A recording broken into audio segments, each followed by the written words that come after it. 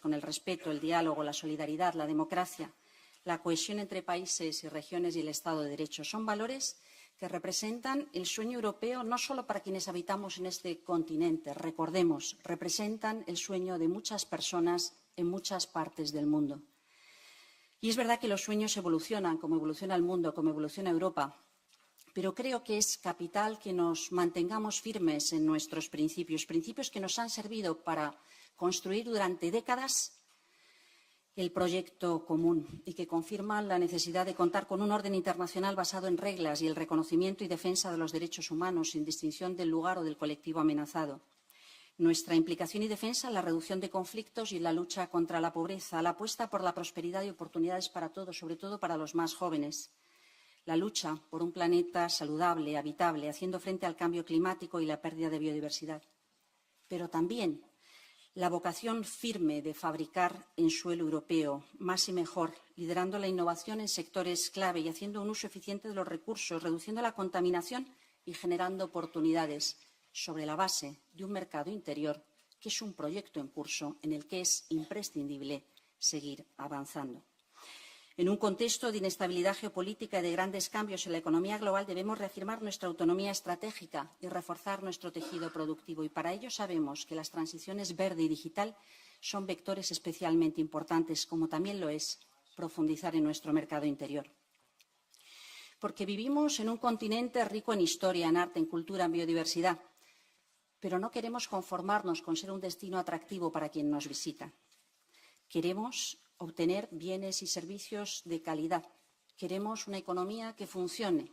Sabemos que las políticas de competencia nos ayudan a funcionar más y mejor, ahorrando costes a los consumidores, facilitando la inversión en nuestro continente y mejorando la calidad de vida en nuestros entornos. We live in a world that is multipolar, turbulent, uncertain, and full of interdependencies.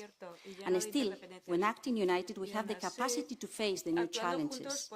We do it in a wise manner, as we did when responding to the COVID and to the Russian blackmail on access to affordable energy. The industrial race to reach climate neutrality is already ongoing, and the speed of change is accelerating. The rest of the world is not going to wait for us. So, let's use our very big capacities, because we know that we cannot afford to fall behind, but neither can we afford to leave anyone behind. Clean solutions, fair transitions, and a competitive, well-functioning single market are at the core of the responses that we need. The European project was conceived as a single market based on a social economy committed to the rule of law. A single market that is a very valuable asset, catering more than 450 million European consumers with 26 million businesses, the best of them small and medium-sized enterprises employing nearly 136 million people and generating 10% of the global GDP. If confirmed as Executive Vice President for a clean, just and competitive transition, I'm committed to support the objectives set out by the President von der Leyen, going faster in advancing sustainable prosperity and competitiveness, making business easier by reducing the administrative burdens, ensuring a clean and just transition. I will do so by both coordinating the Green Agenda with my fellow colleagues in the Commission and enforcing a competition policy based on our democratic values to support the well-functioning single market.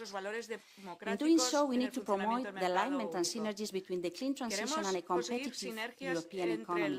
If our economy depends on fossil fuels that we do not produce, we will never be able to ensure prosperity. Europe's long-term competitiveness requires to shift away from fossil fuels while embracing a clean, circular, efficient economy that attracts talent and investments and generates high-quality jobs and products. We must stay on course of our ambitions. This is why I will work with my fellow members of the Colleague to implement our common climate goals for 2030 in the simplest, fairest and most cost-efficient way. To pave the way for a new architecture beyond 2030 to enable us to reach net zero by mid-century, counting on vibrant clean tech sectors and a leading decarbonized industry as part of the Clean Industrial Deal, to ensure access to fresh water and healthy ecosystems, clean energy and an efficient circular economy while reducing inequality gaps.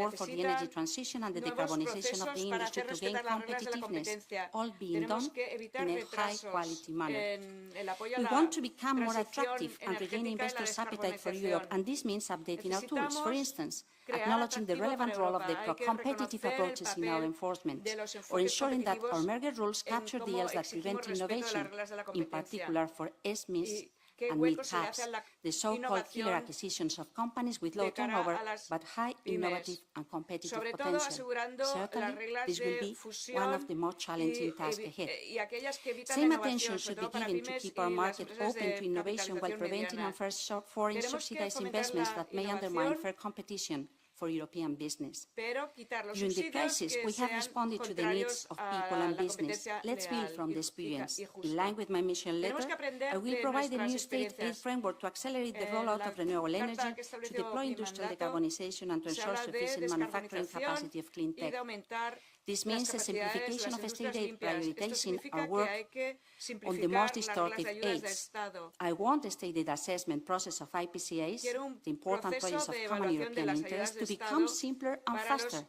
I'm also willing to proyectos study the proposals importantes de being interés made europeo. by some experts Veremos las and leaders propuestas que hacen in algunos the expertos y European líderes economy for IPCAs so that para they que la could be used economía for europea innovation fomente in esos strategic grandes sectors. proyectos de By interés making the europeo. most effective use of Haciendo IPCAs and el strengthening mejor their uso cross-border de dimension, esas propuestas we can para, further deepen the single seguir market and profundizando en el help mercado firms único to y achieve more ayudar scale. a las empresas a We lograr need to una move mayor forward escala. with the enforcement Tenemos of que the avanzar Digital en la Markets Act aplicación de la ley and de mercados coordinate with digitales other y jurisdictions to coordinarnos effectively con deal otras with the jurisdicciones para competitive hacer environment frente in the eficazmente a digital un entorno markets. competitivo en los I will mercados work digitales with the y Executive trabajaremos Vice President for con Technological Sovereignty, Security and Democracy ejecutivo, so to vicepresidente ejecutivo de implement the Soberanía, new Tecnología, approach to Seguridad y regulate digital Democracia markets, para ensuring dar un contestability and enfoque a fairness los mercados complementary to the digitales continued garantizando la enforcement of disputabilidad competition y la rules. equidad que complementa la aplicación Working continua together de las normas will de be competencia.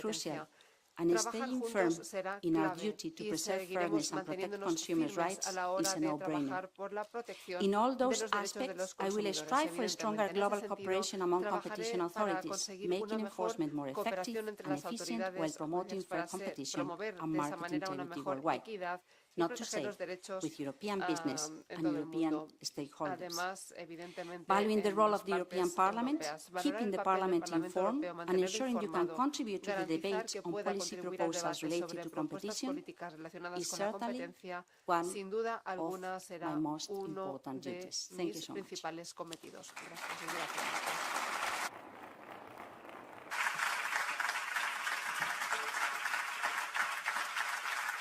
Grazie. Grazie vicepresidente Gracias, señora designata. vicepresidente designada. Iniziamo la prima sessione di domande. Empezamos la primera ronda Passo la parola de a preguntas. Markus Ferber. Markus Ferber, por favor. Yeah, thank you very much, Commissioner Designate. Thank you very much for the words on you have said on what had happened 2 weeks ago in Valencia. But I think it would have been more appropriate to address that in the Spanish Parliament before you do it here.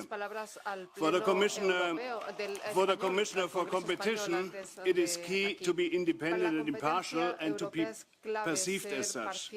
Otherwise, your role as a neutral referee can be put into question. So I have 2 questions around that. Firstly, you have a very broad portfolio, not only competition, but also clean and just transition. How do you intend to resolve any conflict of interest which can arise out of that? And secondly, the European Commission has opened an in-depth investigation in 2021 to assess whether the arbitration award to be paid by Spain following the modification of a renewable electricity support scheme is in line with the EU state aid rules. You have been negotiating that in your capacity as minister. How would you ensure your neutrality when you have to handle this specific case? Thank you very much. Thank you. Thank you so much for the question, Gracias y muchas gracias because por esta this pregunta. provides me the Porque me opportunity to brinda commit la and to oportunidad stress the de fact that, of poder course, hacer hincapié I en pay el much hecho attention de que, por to assure supuesto, that presto la this is máxima a very atención independent policy asegurar de based que on la the check and política que se lleva a balance cabo sea elements that neutra, already basándonos exist, the en los professional team equilibrios que ya within existen. Hay un the equipo Commission, profesional en el the seno de la legal Comisión, service, hay the un chief servicio economist jurídico, and the los collegiality in jefes taking decisions. economistas y But also, la of course, colegialidad que the toma fact decisiones, that pero también, it is por a no-brainer. supuesto, The watchdog on a well-functioning single market requires a rigorous enforcement of the competition policy. In fact, it is very difficult to think of an industrial policy that is not consistent with a strong competition policy, because both are quite complementary. You're also asking about the case in Spain, which is an important case, and as you know, the usual practice is that whenever there is any potential concern on to what extent there may be some interest, the usual way to proceed is to raise the issue to the President of the Commission, so that the President of the Commission decides on someone else in the College of Commissioners to raise a proposal to the College. So this is the way I think that we will need to proceed if there is any type of concern dealing with issues, with process, with files that are coming from Spain, and I've been involved in any type of discussion as being minister. A little bit more abstract. When investors decide whether to make an investment, they consider the practicability and the stability of the regulatory framework. Investments are significantly more likely when key parameters do not change. The sometimes erratic handling of government decisions in Spain, in particular in the energy and clean tech sector, has greatly undermined trust in Spain as an attractive destination for investments and investors. Yet, you are tasked to be part of a green growth strategy, encouraging businesses to invest in the European Union. Given this track record, do you think you are the right person to do so, really to attract investors to invest in the European Union? Thanks again for the question, Mr. Ferber. I think that I can say that the macroeconomic data coming from Spain show that Spain is attractive, it's an appealing place to invest. It's true that when I entered in government, I had an issue to solve that came from a previous regulation being adopted in 2013 that had been challenged by the investors, and I tried to do my best so to provide solutions for the original investors, and it helped. So to provide a stable framework that was attractive and appealing for new investment in renewable energy solutions, and it helped. It has boosted in Spain in the recent years, but also to ensure that in the transition away from fossil fuels, in the phase-out of fossil fuels, there were new opportunities linked to clean energy that could be helpful for workers and territories. So I think that this is a good example. Of course, this energy policy in the European Commission will rely on my fellow colleague Dan Jorgensen, and I will work with him so to ensure that we can combine the different competence and functions that we have been mission to ensure a full coherence with the final decisions that we may need to undertake.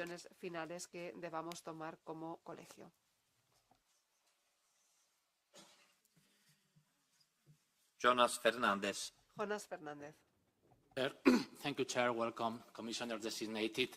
First, I have to say that I fully agree with my colleague Marcus Ferber. The Spanish matter must be treated in the Spanish Congress.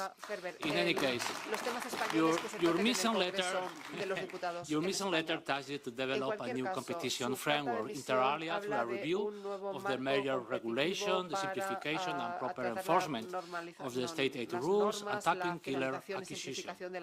How will you take on this agenda, and specifically, how will you ensure that in the next 5 years, the goals of competition policy, which is integrity of the single market and consumer protection, will work hand to hand with the need for a competitive European economy and a just transition that leaves no one behind? Furthermore, what will be your guiding principles in enforcing competition rules, including new tools such as the Digital Market Act and foreign subsidies regulation? Thank you so much, and thank you for pointing out something that I did not mention, which is very important. Last week there was no plenary sessions in the Congress or the Senate, and this week I'm here because the plenary session in the Senate is this afternoon, so it was difficult for me to be there either today or tomorrow, but I will be there next week, and I think that this will help to clarify many things. But on the question that you have raised, I would say that yes, after stressing the fact that we need to enforce this competition policy, we need to identify how competition policy can help even better the competitiveness of the European industries in a period where we know that we will be building the great solutions for the industry and for the global economies, and we do not want to lag behind. So the decarbonization, the environmental issues and green revolution, the efficiency of the use of the resources of the digital transformation are very much in this point of the agenda. And the combination of the regulation and the single market are going to be key. I think that ensuring a level playing field requires the use of all the tools in the competition policy. But as I said, there is a strong demand to simplify the burdens, to ensure that an update of some of the tools that have been used for years, such as the antitrust or the mergers regulation and guidelines, may help for purpose, and to better target those issues or those files that can create more distortive behaviors and more distortive effects in the economy. The new rules, such as the Foreign Subsidies Regulation or the Digital Markets Act, show that the challenges are being captured by the regulation, but we need to implement how they work. The interdependency and competence between the industry and competency is quite important. We cannot think of a well-functioning industry without taking into consideration the competition rules, but neither we can count on a sound industrial policy if we do not take into consideration the main drivers of change that are happening right now. So we will be paying attention to all these issues in our cluster, and of course the stress on my side will be mainly on the competition policy.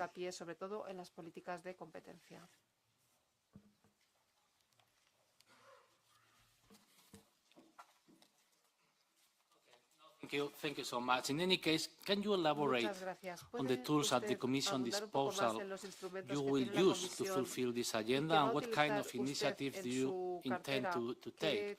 And finally, how will you involve this Parliament here in?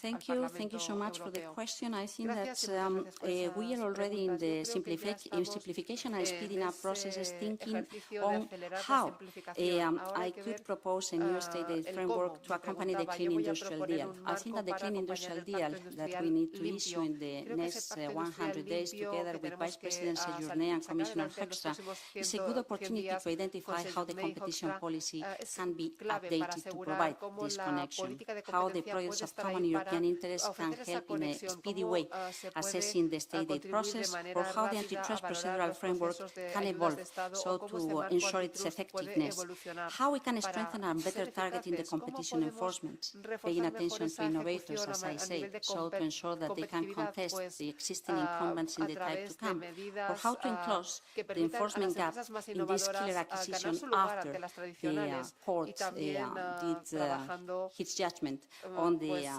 attempt being made by Commissioner Vestager that was not supported by the court. I think that providing upfront guidance on how to cut the red tape to enable unproblematic measures and cooperations between companies will be very important. So going through the different existing rules and developing the new tools that you adopted in the last mandate is important, and doing all of that, counting on you in the policy proposal moment, but also later on in the implementation, so to follow up the success will be very important too.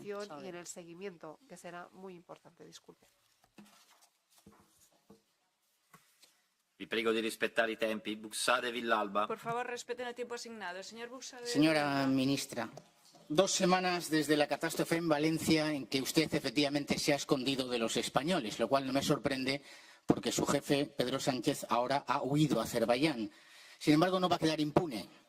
Todos los aquí presentes, antes de votar su candidatura, deben saber que usted, como ministra de la que depende la Confederación Hidrográfica del Júcar, las alertas meteorológicas y la gestión de proyectos hidráulicos, es responsable de la tragedia en Valencia. Disponía de la información sobre cauces desbordados en tiempo real y no hizo nada. Conocía el riesgo de inundaciones habituales en esa zona del Levante español y no hizo nada. Nunca ejecutó las obras hidráulicas previstas en el Plan Hidrológico Nacional que habrían evitado las riadas hasta en 16 ayuntamientos. Ha impedido la limpieza de los cauces y dejó de ejecutar el Plan de Gestión de Riesgos Inundables en la cuenca hidrográfica del Júcar, en las presas previstas en la Rambla del Pollo. Señora Ribera, si usted es comisaria, ¿va a hacer lo mismo con la Unión Europea? ¿Va a dejar de ejecutar las obras previstas y presupuestadas? ¿Va a prohibir la limpieza de los cauces en los ríos europeos?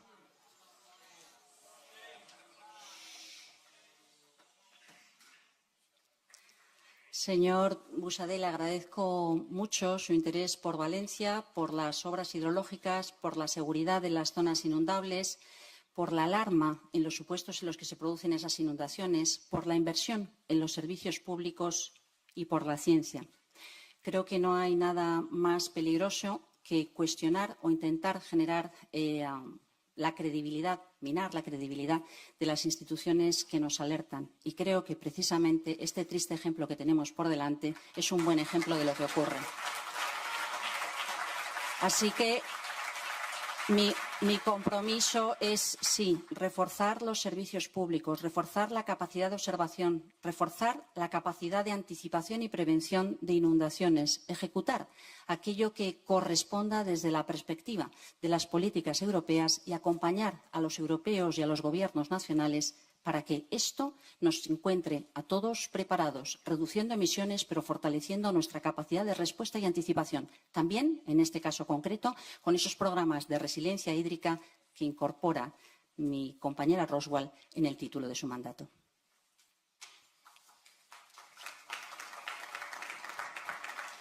Señora Ribera, esto es una copia de la página web de su ministerio. Y es una noticia del año 2004. El titular era, gobernaba también su partido, el Gobierno anuncia la creación de una presa en Cheste para evitar riadas en 16 pueblos, entre ellos Massanassa, Paicorta, Picaña, Catarroja, zonas de alto riesgo de inundación. ¿Lo recuerda? ¿Le suena? Se construirán 2 diques, decía su ministerio, uno en cada barranco que desaguarán el cauce del Pollo para reducir el caudal por el efecto de la laminación del propio embalse. Mire, es escalofriante saber que hace 20 años ustedes ya sabían que esto podía suceder y no han hecho nada. Le repito, ¿en qué se han gastado el dinero de los fondos europeos durante su legislatura? Usted ha sido una de las grandes defensoras de la restauración de los cauces naturales. Pues mire usted, aquí tiene sus consecuencias. No tengo más preguntas que hacerle a usted. Para nosotros no debería sentarse en la comisión, sino en un banquillo. A quien quiero dirigirme ahora es el Partido Popular Europeo. Aquí hay 2 opciones, o están del lado de Teresa Ribera o están del lado de la vida de los españoles. Ustedes verán si también quieren ser cómplices de esto. Sus amigos socialistas son unos demócratas impecables.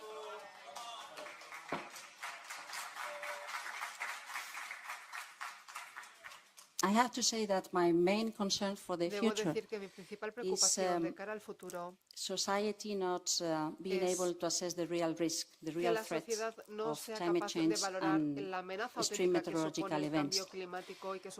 Responsible people in institutions challenging and undermining the credibility of science and knowledge. And yes, we need public resources to be invested in build resilience, also in water resilience. Y fue mala suerte que la crisis se llevara por delante la capacidad de inversión en esos proyectos. La recuperación de esos proyectos desde 2018 nos permite hoy tener licitados muchos de ellos. Su falta de apoyo a los presupuestos hace particularmente complicado poder invertir en servicios públicos. La vocación de recortar impuestos hace particularmente complicado disponer de recursos. Pero creo que Europa ha de seguir comprometida porque, desgraciadamente, la aparición de este tipo de fenómenos va a ser recurrente e intensa. Y, por tanto, mucho más que palabras, cuando llegan momentos muy duros por no estar preparados o no reaccionar a tiempo, lo que necesitamos es reforzar nuestra preparación, nuestras alertas y generar esas alertas para asegurar que la gente pueda estar protegida. Muchas gracias. Alexandre Vondra. Thank you. Madam, as a key figure in phasing out nuclear energy in your home country, you have faced criticism for favoring renewables over nuclear, raising questions about your commitment to technological neutrality. Do you support nuclear energy as an indispensable way to achieve our decarbonization targets? Beyond SMRs, will you support the development and lifetime extension of large-scale nuclear reactors in the EU? State aid processes are a bottleneck, delaying projects by years. Are you ready to accelerate nuclear state aid approvals by dedicating more resources in DG COM? And finally, what safeguards you take to secure a level playing field between member states? The current situation when the French taxpayers contribute to Spanish solar and wind programs, while Spanish taxpayers do not support French nuclear projects, is simply not fair.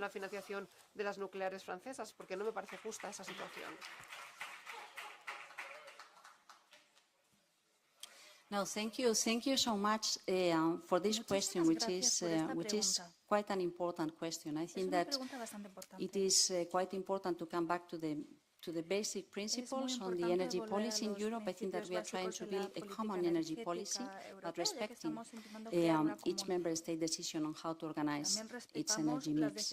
And I know that there are member states that have decided to bet hard for energy nuclear.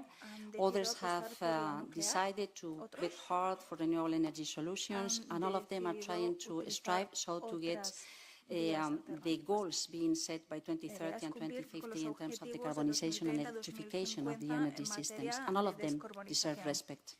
I've tried to do my best, together with the rest of the colleagues while chairing the Energy Council, to count on electricity market design that provides room for everybody.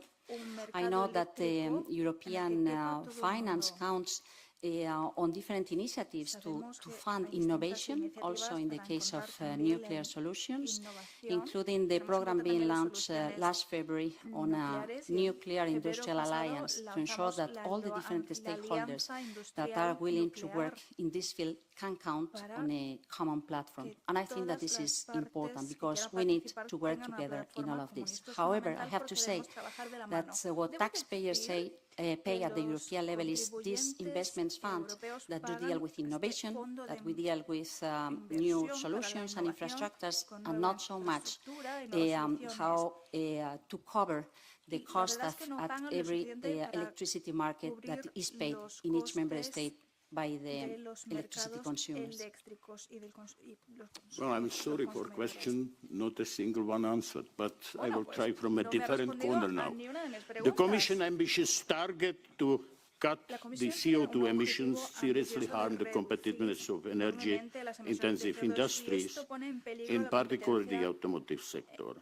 Are you ready to initiate an urgent dialogue with the automotive industry to keep production in the EU competitive?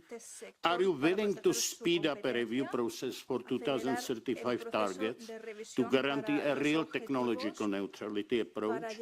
And finally, will you take an urgent legal action to avoid the harmful penalties designed already for 2025? Thank you so much for your question, because you point on something which is quite sensitive. The car industry is a great industry in Europe. It is a very relevant part of our GDP. It's a very relevant player in terms of innovation. We all count on mobility. And we know that it is important that the car industry is competitive in global markets. I think that providing this stable signal in terms of what we are expecting from the car emissions in terms of the share of the decarbonization of the economy is key. But I think that we need to work together with the different industrial players so to ensure that the transformation that ensures this competitiveness is being achieved. So keeping and opening this dialogue with the different sectors and stakeholders dealing with infrastructure, with the technologies, with the decarbonization decarbonization of the product that they are offering to the market will be a very important task. My intention is to work with Commissioner Hoekstra to deal with this issue, but not only him. We have a commissioner dealing with transport and infrastructures. We have a commissioner dealing with finance, so that we can count on the capacity to finance this transformation. And we need to develop this clean industrial deal together with Vice President Sejourné. So, yes, we need to count on this neutral approach, but at the same time we need to bet on how to transform our car industry to ensure that they are as competitive as they have been for decades and as important in industrial terms as they have been for decades.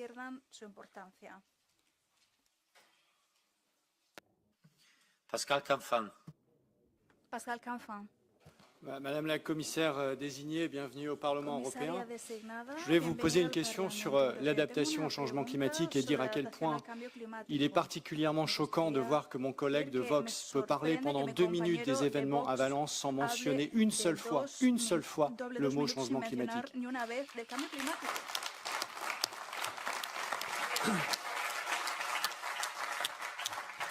Et qu'il se bat par ailleurs contre toutes les politiques que nous essayons de mener ici au Parlement européen pour justement limiter les impacts négatifs du changement climatique. Et donc ma question, c'est qu'après les événements de Valence, qui viennent prendre la suite de tellement d'événements en Europe, qu'est-ce que vous allez faire? Qu'est-ce que vous allez faire concrètement pour renforcer les politiques d'adaptation, de résilience, de prévention sur le changement climatique et ses conséquences? Le Green Deal, le Pacte vert, c'est 95% de réduction des émissions. C'est trop peu d'attention sur les enjeux d'adaptation. Après les événements dramatiques de Valence, ça doit changer.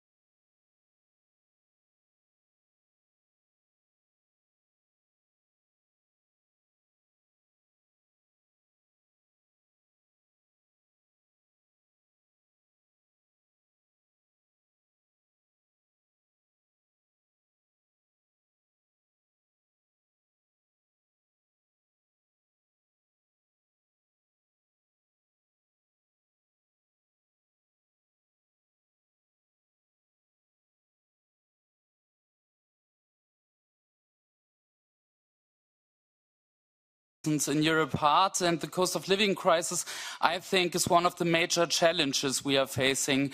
Market concentration and price agreements from big corporations are part of the problem, and sectors by coordinating price hikes to increase their profit margin is the sweets industry, where big corporations already had to pay fines of illegal price agreements and information sharing. I would like you, with the responsibility for competition policy, if you can commit to an assessment of unfair pricing for key sectors like food, including an analysis of all approved mergers over the past 10 or 20 years in those sectors and their impact on market concentration, and also, if there are, my assessment is true, also to act with a framework for enforcement on this. Thank you so much for the question. And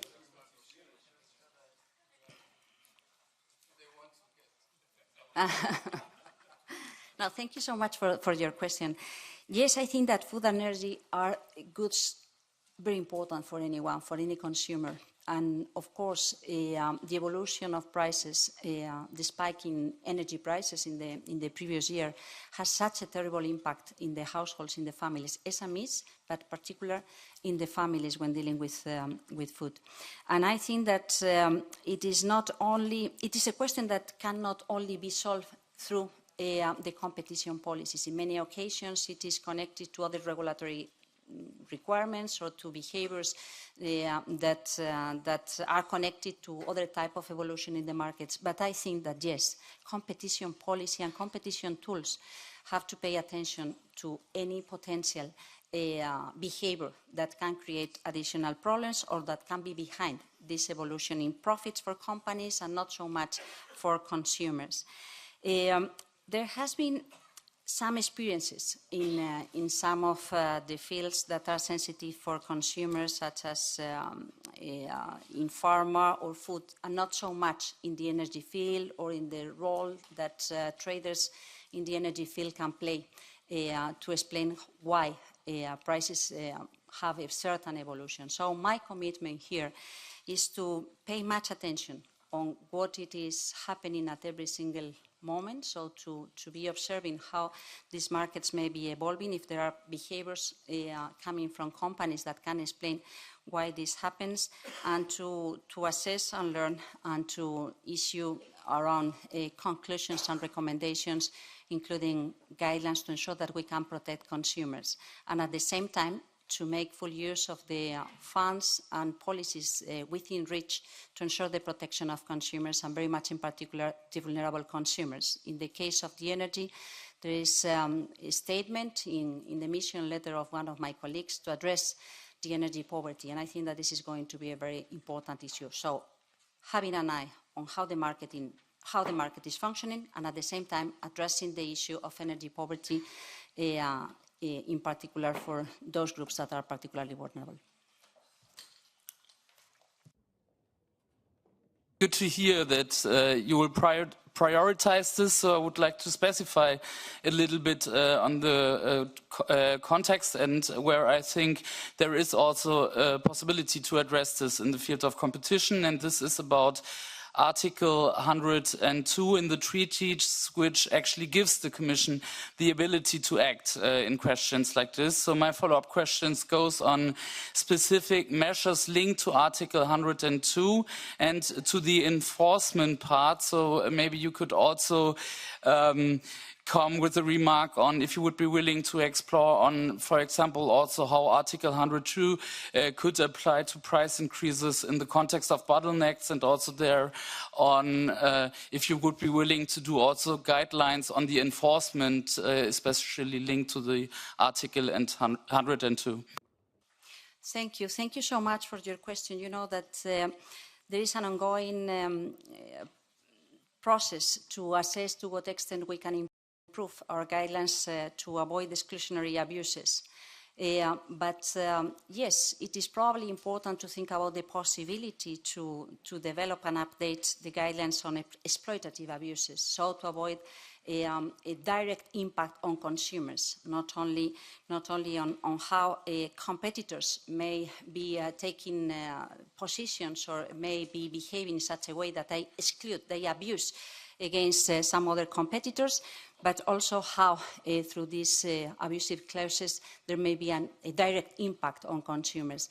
Under Article 102 of the treaty, there is much that can be done, and I think that being sure that it is also focused on the impact of consumers is part of the traditional purpose, goal of the services and the DG competition and the competition policy, but much more focus may be required, as we are seeing in new products, new services, dealing to digital, but also dealing with energy or food.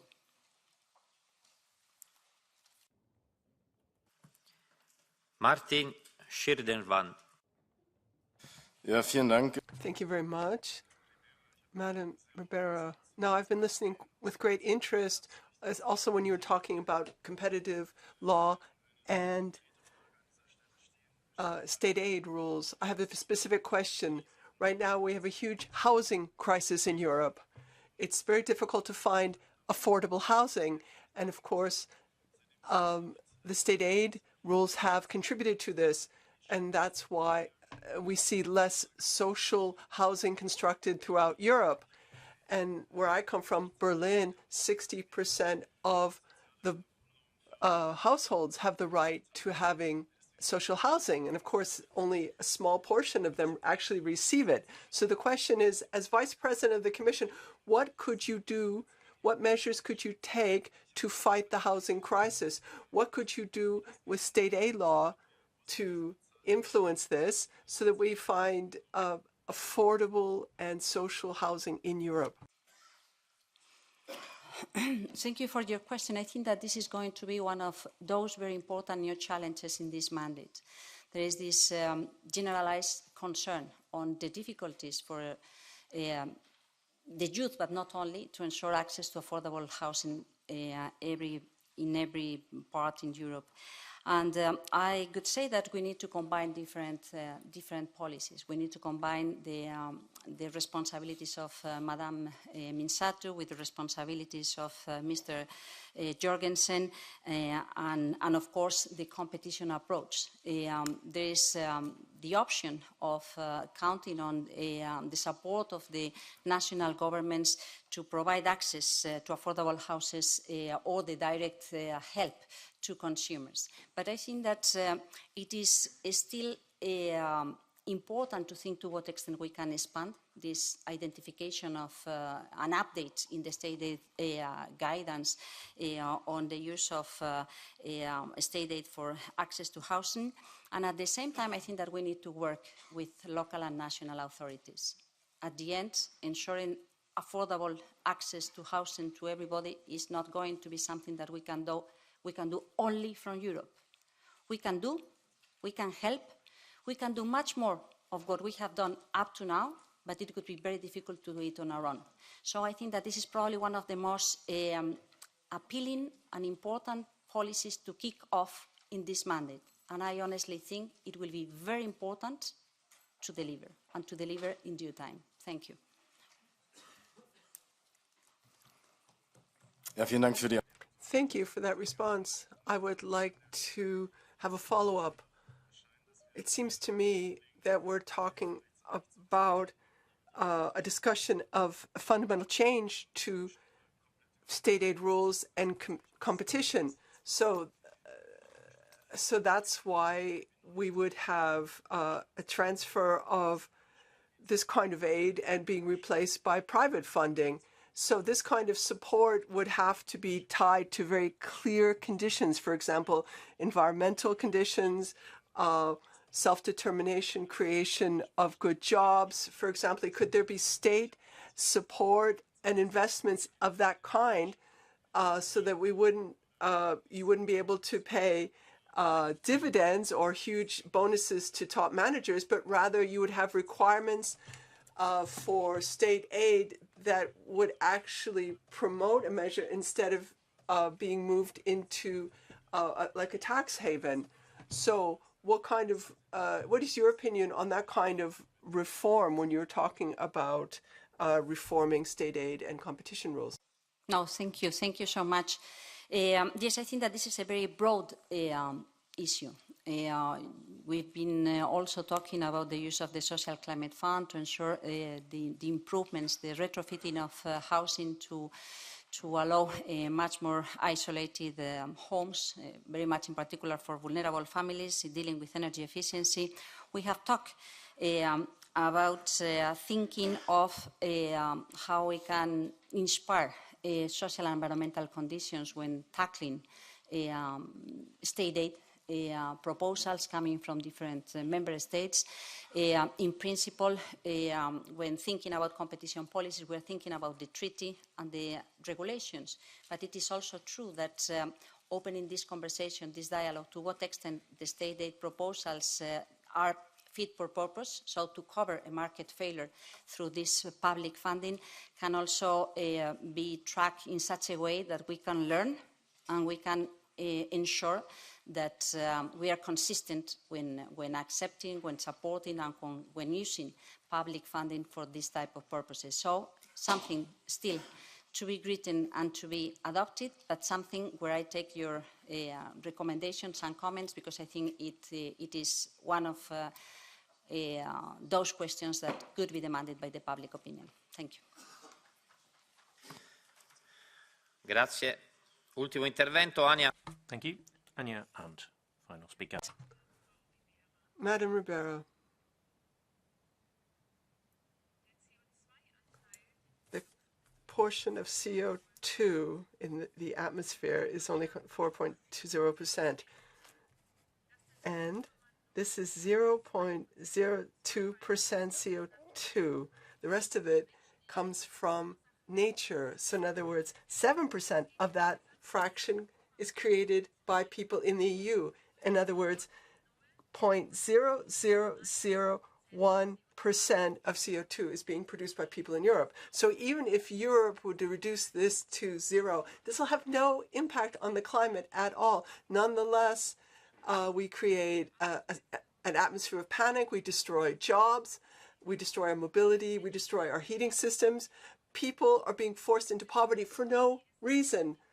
So can you give us proof that 0.0001% of CO2 emissions would actually make an impression? And please give me a reference to the sources you're using. Well, I appreciate your comment, but maybe not because I agree with you, because I deeply disagree with your comment, but because it is useful to stress something that I said before.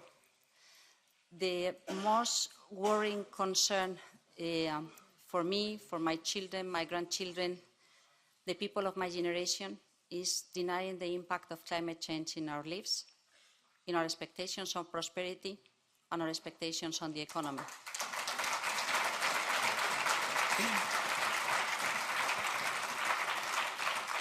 The data is terrifying.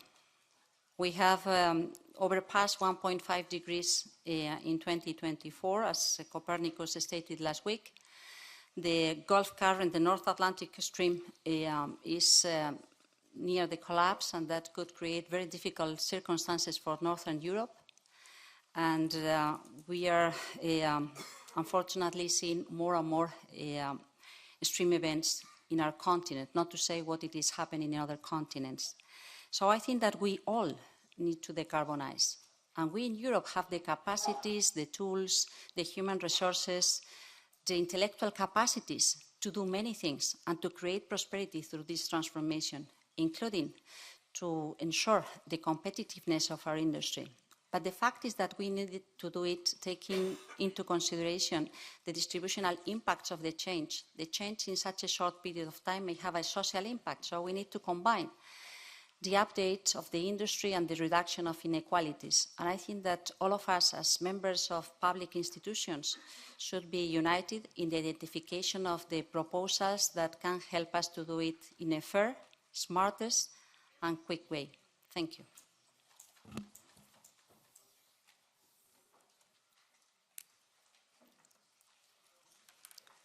Frau Ribera.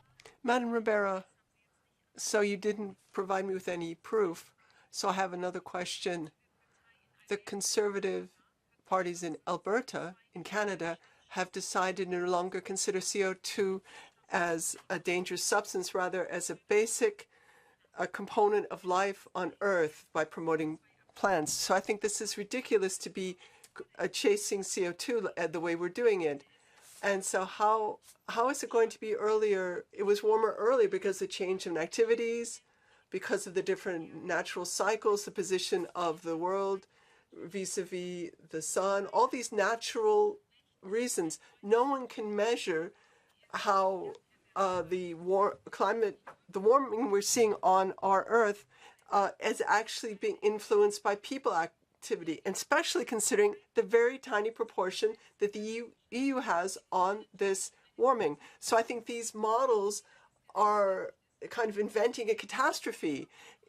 So is it really justified to reduce 0.000% CO2 and simply destroy Europe by doing so?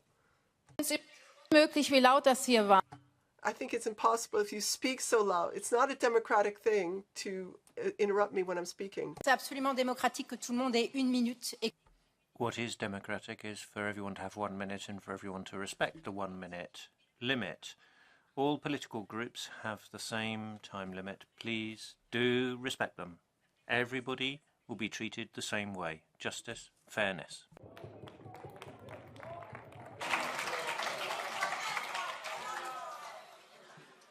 Prego, commissaria, avevo fatto... I did say at the beginning that we wanted people not to raise their voices and we wanted people to respect the time limit. We were doing pretty well. Maybe we can get back on track. Please not raise your voices and respect the time. Polite to all of you, because I think it is my duty, it's the duty of every single citizen. But I honestly think that it is not worth it to waste time on discussing things that are proven and that are assessed by people that know much more than us. The problem is sufficiently big to concentrate our efforts to find solutions, not to deny the reality or the science.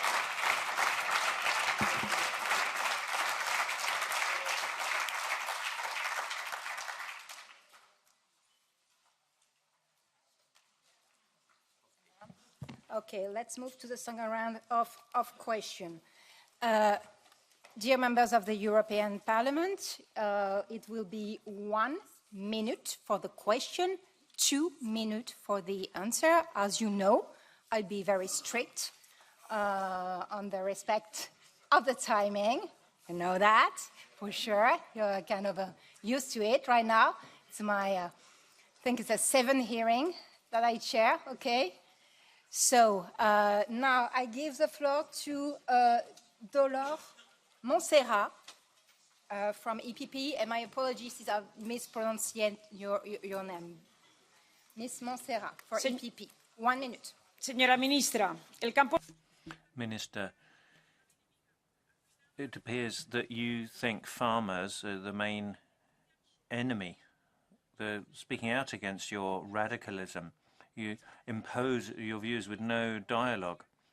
But this examination is entirely unnecessary.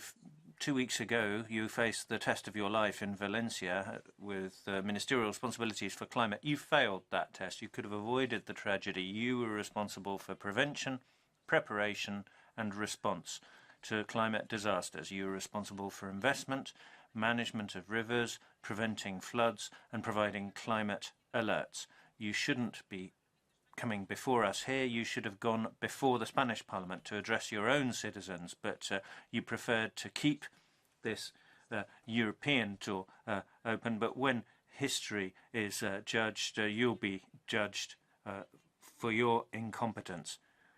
If you are legally involved in events, will you have the honour to resign yourself so you don't drag von der Leyen and everyone else with you?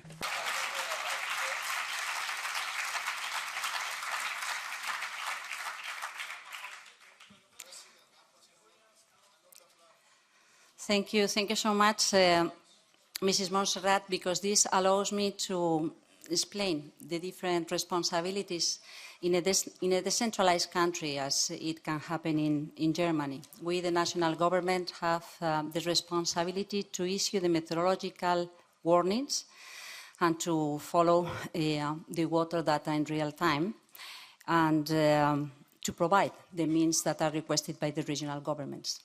As in other decentralized states in Europe, the regional government is the one in charge of generating the alerts to the general public and to adopt the measures to protect the people. The warnings were issued at due time. In fact, there were many institutions that, according to those warnings in the previous days, at 7:30 in the morning in the 29th, decided to cancel all the activity, as the University of Valencia, as the local authorities in many towns. That was not the case for some other local institutions. And I think, as I said before, that there will be time to come back to this, and I will go to the Congress next week in Madrid. But it could be good to think on how undermining the credibility of the meteorological agency, not taking seriously the risk warnings that were sent, may have catastrophic consequences for the people. So we need to strengthen our response. Pero siendo muy serios con... But we need to be very serious about the need to have a better assessment of risk at every time. The risk of major flood is one that can only be dealt with once you have seriously taken your meteorological alerts on board. A red alert, red meteo alert, that's a European standard recommending that everyone should stay at home, that you stop mobility, and that you send alerts to the population.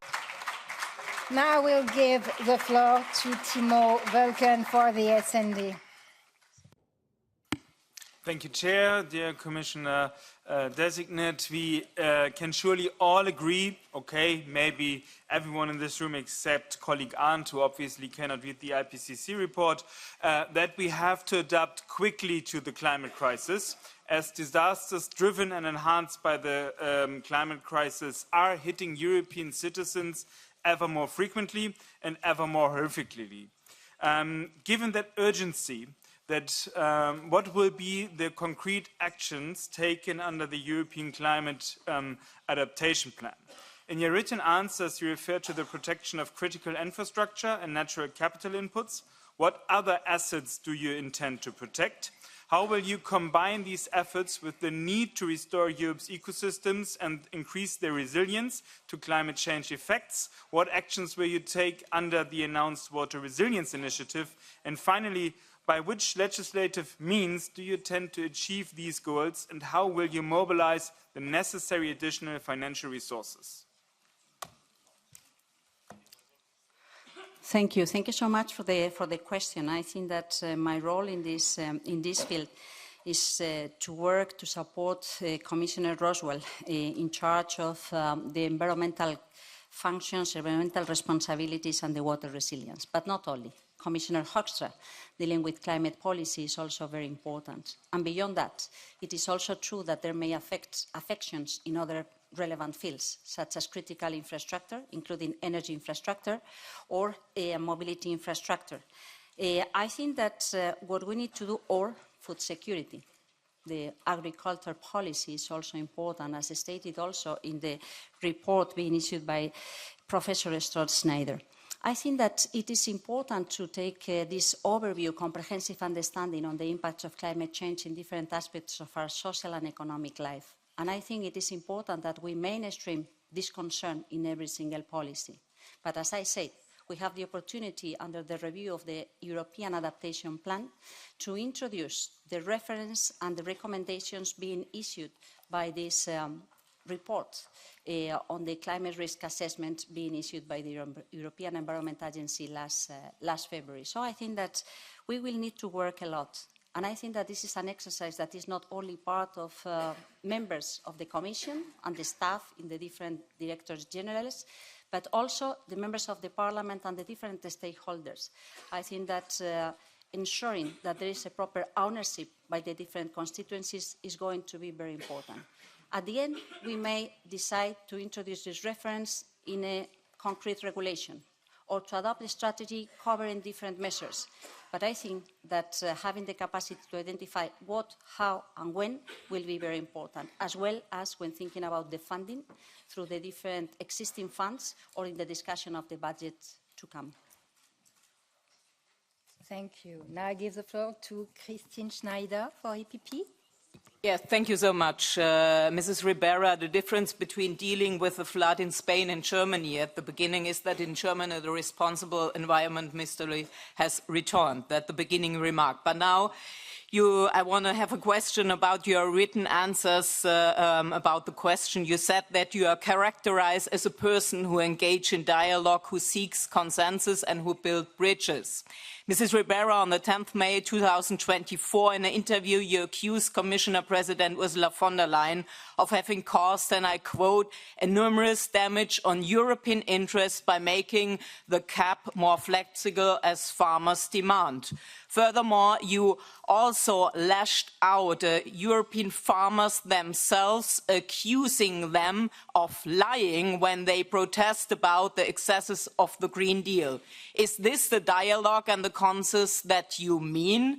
Please give me an answer beyond buzzwords how European farmers should trust you when you insult them in public and ignore them. Thank you. Thank you for your question. I don't ignore anyone, less than that, the farmers. I think that the farmers are facing different difficult challenges, very difficult challenges, including water stress or soil quality, or the combination of different requirements in a loss of quality in the ecosystems where they develop their lives, or the social services that they need in order to fulfill their needs there where they may live. This is why I think that the exercise being led by Professor Strohn-Schneider is so important. And it is so important that he managed to get a very broad consensus around the main premises, principles, and proposals. So my duty in this field is to work with the fellow colleague in charge of agriculture, Commissioner Hansen, so to ensure that we can combine the different responsibilities in our portfolios and in my cluster. But as I said, I think that the most important aspect is to ensure that this dialogue takes place and that the capacity to share the identification of problems and the acceptability of the proposals, of the responses, is met. Thank you. Now I give the floor to Silvia Sardone for PFE. Gli elettori negli Stati Uniti con Trump e in Europa con le recenti elezioni. Looking at what's happened in the USA with Trump and what's happening in Europe, people are against your environmentalist Taliban ideology. Madness about electric vehicles, this is proving to be a failure for producers and consumers. And all across Europe, people are speaking out against green rules. Your strategy is anything but forward-thinking. It's all about deindustrializing Europe. China is celebrating your choices. And what's more, China has a huge advantage when it comes to raw materials for electric goods. The Green Deal, is that something that you're going to be reviewing, even a little bit? Or are you going to be driving us forward into an economic suicide across the whole of Europe? What will you be doing when it comes to consolidating our sectors? Thank you. Less than a minute. Don't interrupt me.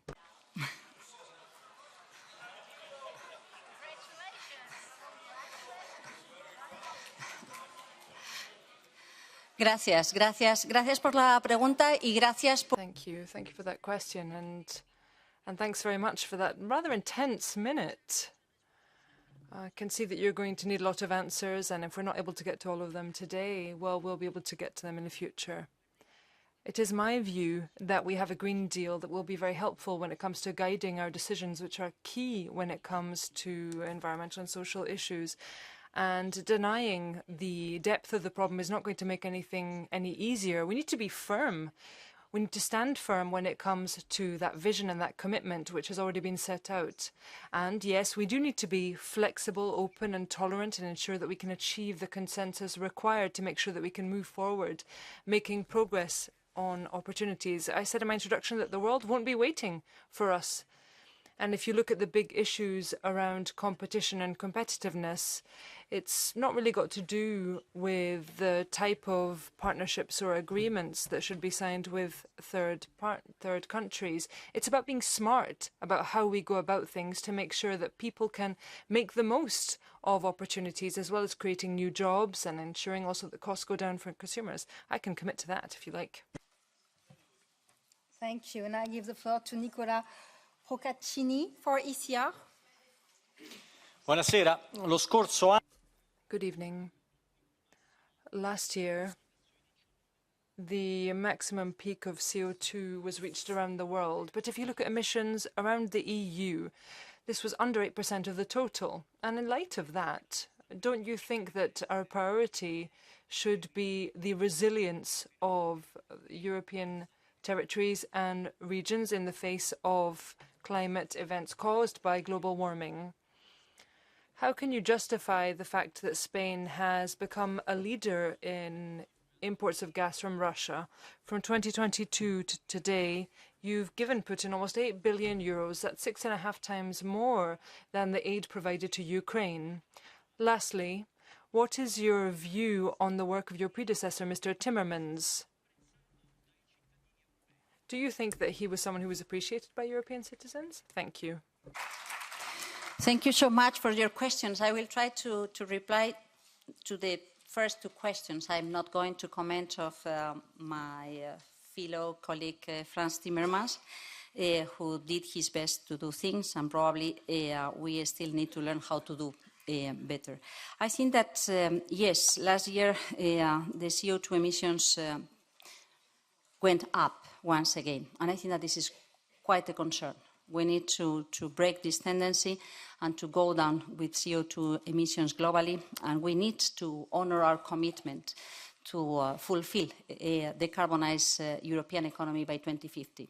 We have time, but not so much, and we need to do many things in a very short period of time in many different sectors. I think that this goes well with the other very important priority, which is to ensure that our different territories are ready for the climate impacts that we are already suffering.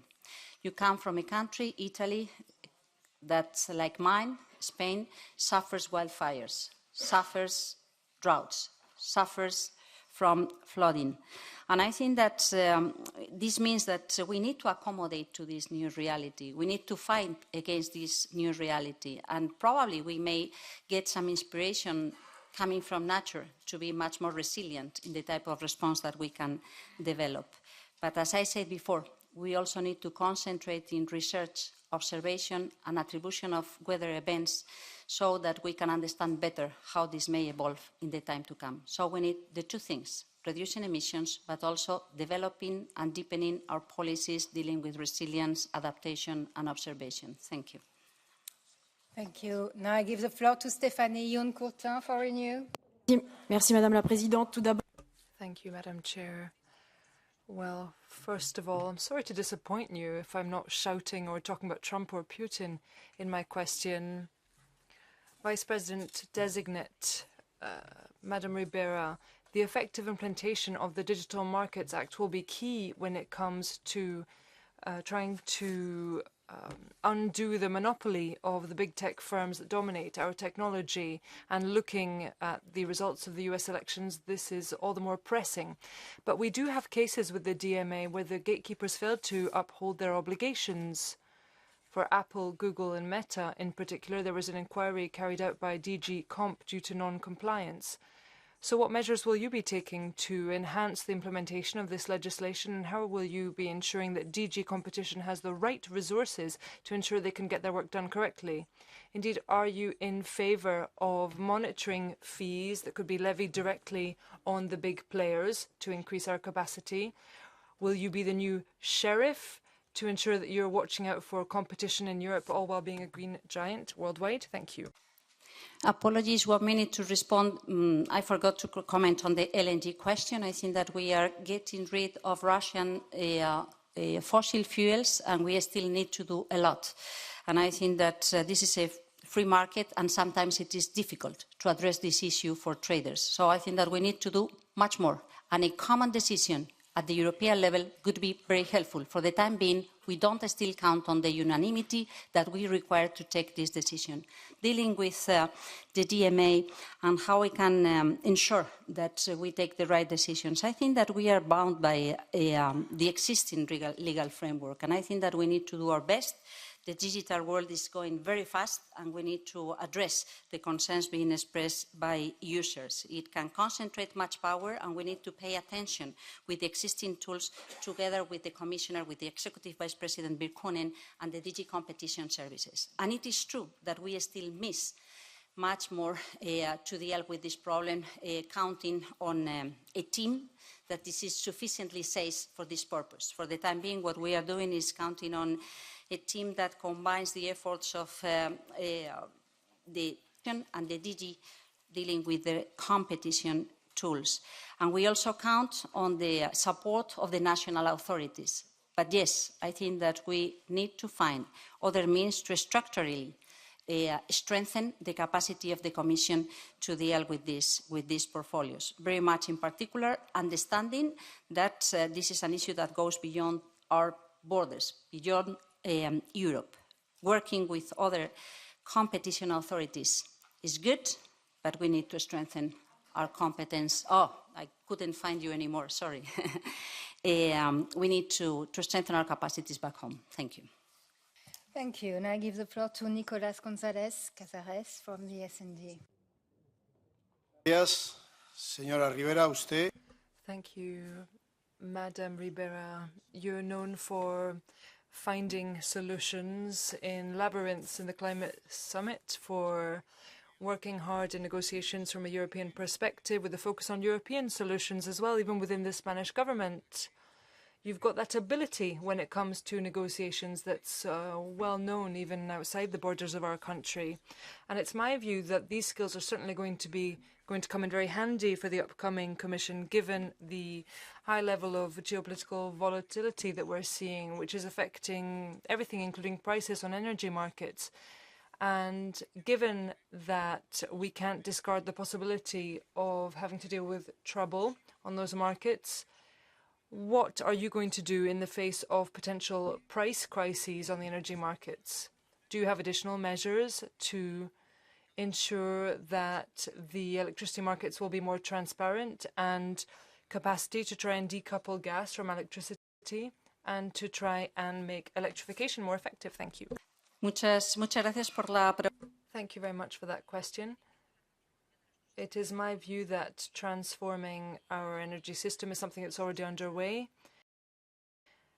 And looking at the crisis caused by Russia's invasion of Ukraine and how markets around the world have reacted, particularly in Europe, well, all of this has been a learning opportunity, and it will be something from which we can draw lessons over the next few years. And there are some lessons that we've already learned when it comes to modernization and the way we regulate. We've moved on all that.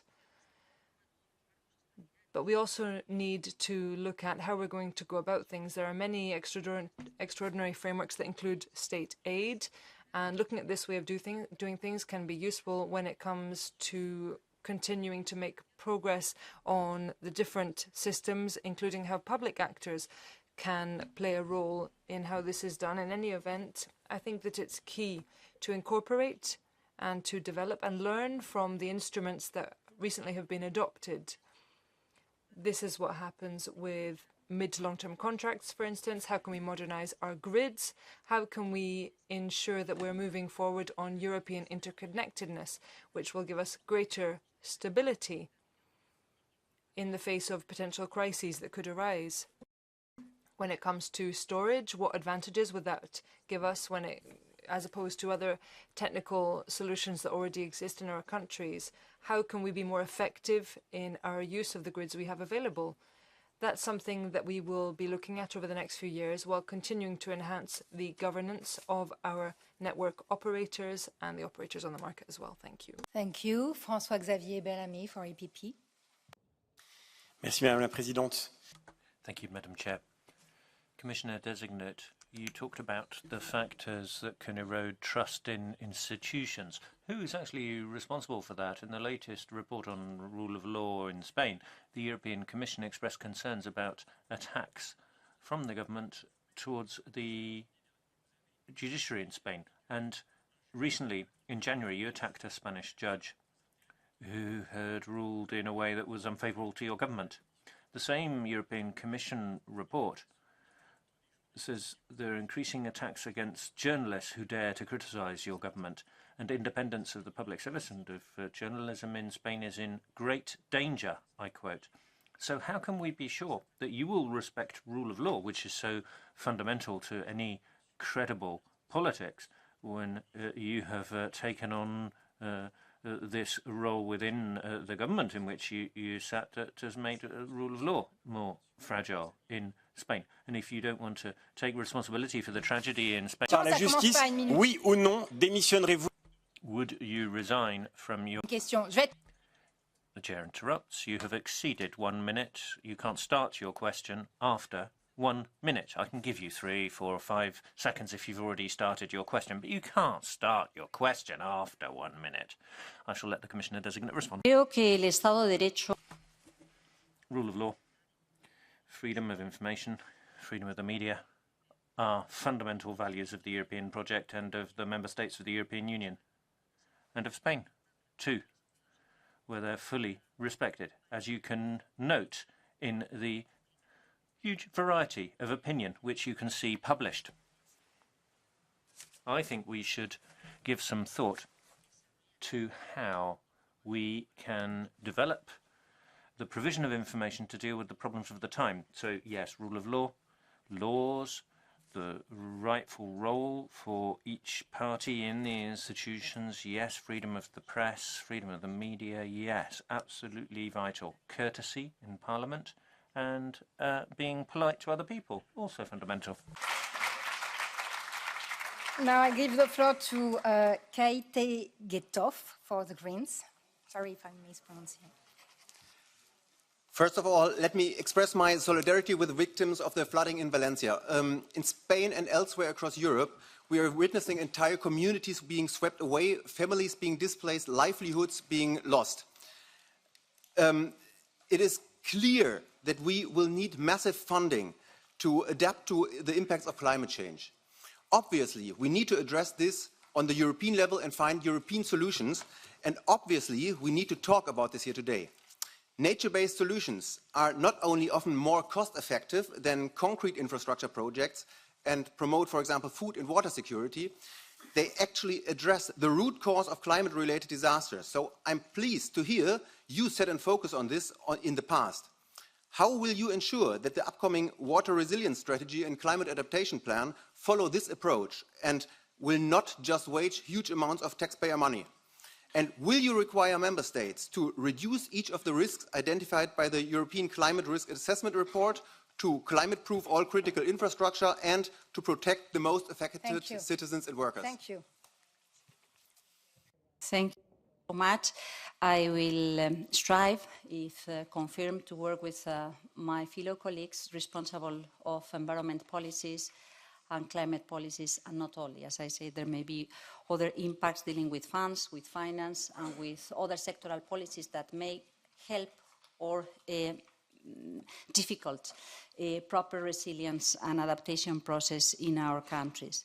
Dealing with water, I think that it is quite interesting and quite important that the water resilience appears connected to the total of one of the commissioners, because water, as it happens in the case of energy or food, is absolutely essential for the welfare of any human being and the economic activity and the food security and the farming and so on.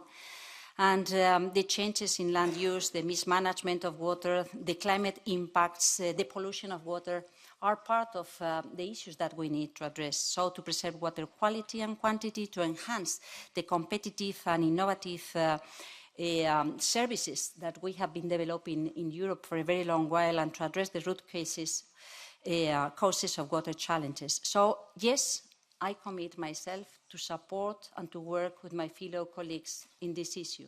Yes, I think that water deserves much more attention. It is not that it has not been part of the European policies for a very long while, but I think that it is increasingly compelling. So this will be one of the priorities for this mandate. Thank you.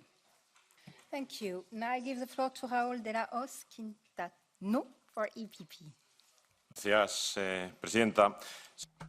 Thank you, Chair. Ms. Ribera, it's good to tell the truth here too in this Parliament. There was a question earlier from my parliamentary group about the Juca Confederation, Hydrographic Confederation. You said they did send alerts. The Confederation itself said we did not send alerts. It is not our role to do so. Lying is not cool, Ms. Ribera.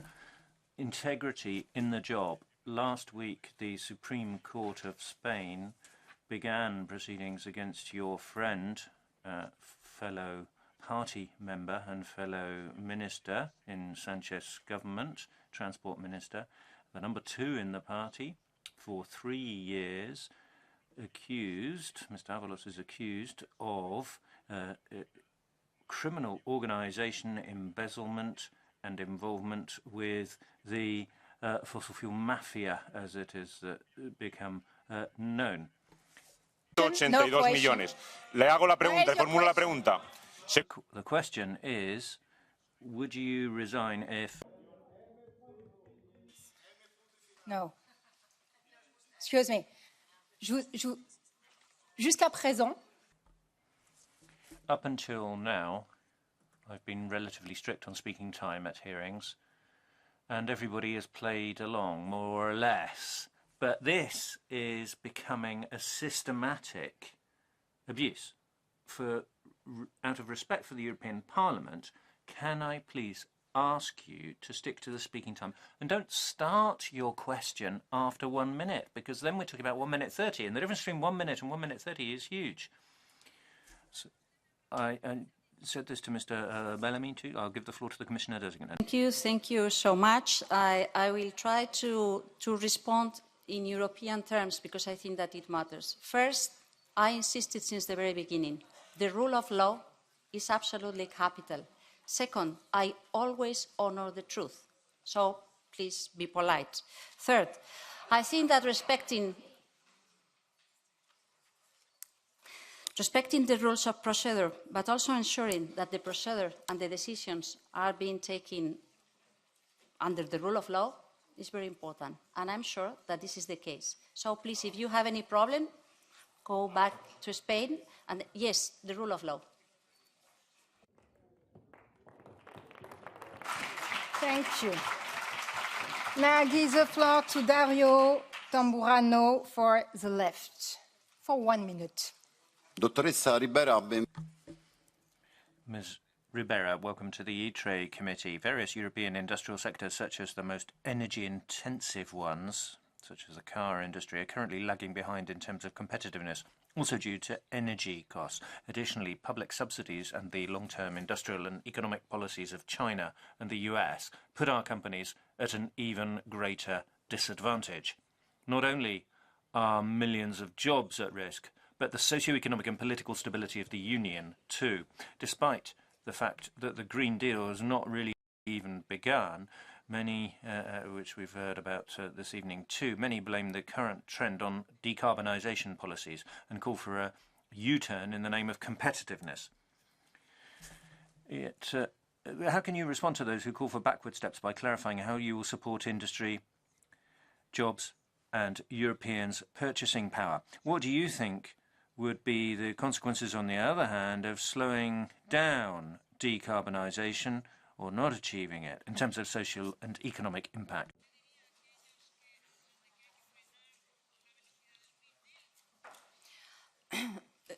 I appreciate very much your question, because you stated very well. I think that we have problems of the cost of energy, we have problems of competitiveness in some of our very classical industry.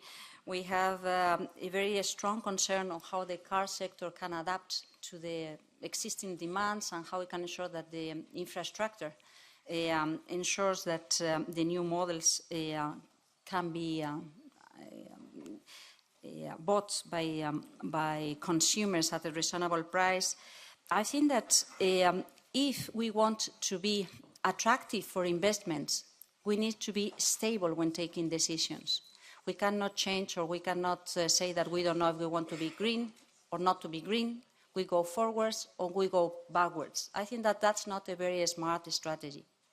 What I think it is very, very important is to ensure that once we fix a target, we know how to reach the target, and we develop the pathway to reach that pathway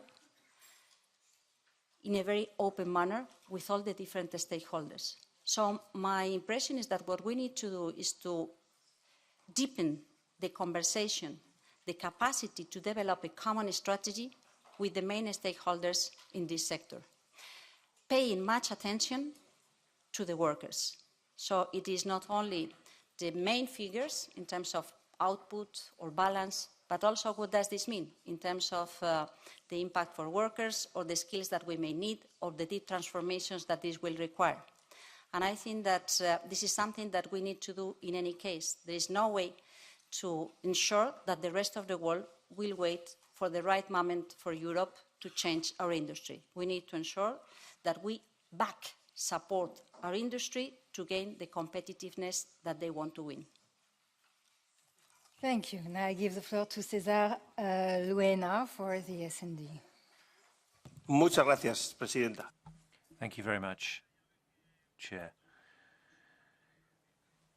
Vice President, you can see that sometimes we get extras from films coming into the European Parliament too. We need to deal with crazy people with patience, indulgence, share the facts. We need to show how we can proceed with the Green Deal, with our strategies and with our targets, how we can increase our role at international summits. There's the Baku summit underway right now, and in January we're going to see somebody new moving into the White House, and that will leave a gap on the world stage, and the EU will have to step in to fill that gap. The Nature Restoration Law also says that 20% of land and sea should be restored by 2030. How will you achieve that? And all the best of luck for the next 5 years. Por su pregunta, creo.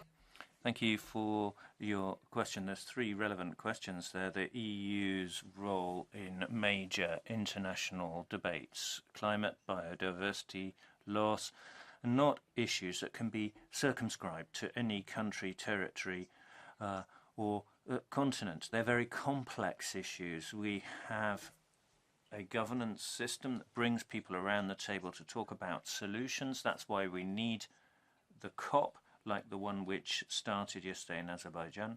It'll be in Brazil next year. We need to do this not only because it's important for the whole of humanity in general, but for us too. We will only be competitive in the EU if we have enough resources, we have a circular economy, we have enough raw materials, we have strategic autonomy, we have decarbonisation of the entire economy, and we have alternatives in terms of our energy sources. Our children and our grandchildren won't have the opportunity to have jobs or a functioning economy if we don't do this. We'll just be handing on that burden, and it will become ever more complex and ever harder to find solutions. Whoever's in the White House, to be honest, we still have to look for alliances. We still have to work hard to try to ensure that anyone in any capital of any country which is an EU member can make a contribution to this effort. I would say the same thing on the nature restoration law. I respect the fact that there were many discussions in this House. I know that it was not an easy discussion. It's a relevant point in terms not only of achieving our international obligations in relation to biodiversity, but also in terms of having ecosystems which will provide us with the services that our economy needs in varied areas. It's not enough to say we need to preserve what we have. We also have to work hard to restore, to bring other things back. So the Commission will be working together with the relevant people in agriculture, environment, climate, all policies that are linked to the territories, making strenuous efforts to take this to the relevant countries and capitals and stakeholders. To Jana Nagyova for PFE. Madam Commissioner Designate, thank you. Nuclear energy is an extremely important part of Europe's energy mix on the pathway to carbon neutrality.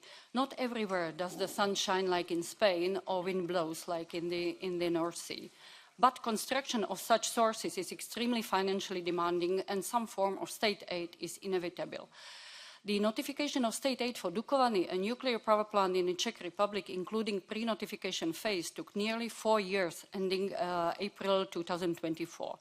I worked with some decarbonization project for energy-intensive industry where notification took 2 to 4 years due to constantly changing rules in the area of state aid and additionally added questions and requests from the European Commission. But for EU economy to survive, time is crucial. Question, how will you streamline competition policy so it does not create additional market barriers as it does now? And how will you approach state aid notification for the construction of nuclear sources? Thank you.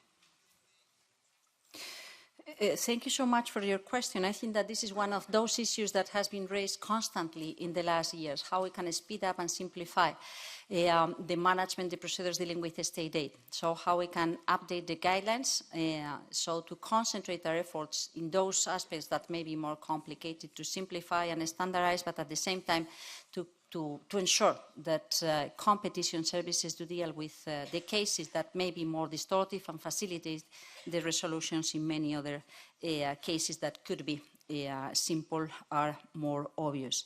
You have been commenting on two particular aspects or sectors that may require to support private decisions in the business community. What to do whenever there is a new development in a nuclear plant, or what to do in energy-intense industry that may require some help in order to decarbonize and to go along the strategy. I think that the first comment I could say is that first, I'm not in charge. I don't know the particular cases. In case I am confirmed as Vice President, I may know the case, but it is not so clear that I can come in. But what it is important is that we take into consideration that each single case should be assessed in a case-based ground, so to identify where there may be the problems and how to solve these concrete problems. But as I said, my impression is that drawing lessons from the past and coming up with new guidelines on state aid may help to identify where we need to concentrate the efforts and where we can understand that things could be much easier, because the recent experience knows or shows where the things are being much more common or frequently solved in a similar manner. Thank you. And I give the floor to Denis Neshi for ECR. Grazie, Presidente. Vicepresidente esecutivo. Thank you very much, Chair. Commissioner Designate, I have a few quick questions for you. Do you agree with the College of Commissioners as presented by President von der Leyen? You have a huge portfolio and you're also an executive vice president that's been designated. Certain colleagues have questioned your fittingness for that role. Now, Italy is a country that also deserves to have an executive vice presidency. And in your view, does Mr. Fitto deserve to be an executive vice president as well? I'd like a yes or no answer from you, please. Thank you. Muchas gracias por la pregunta. Well, thank you very much for your question.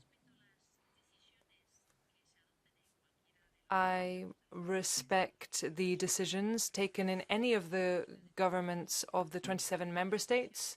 I respect the principle of being collegial in the College of Commissioners. And of course, if I'm confirmed, I will work with all the other colleagues on the team to ensure that we do our best for the decisions of the Commission. Thank you. Thank you. Now I give the floor to Christophe Grudler for Renew.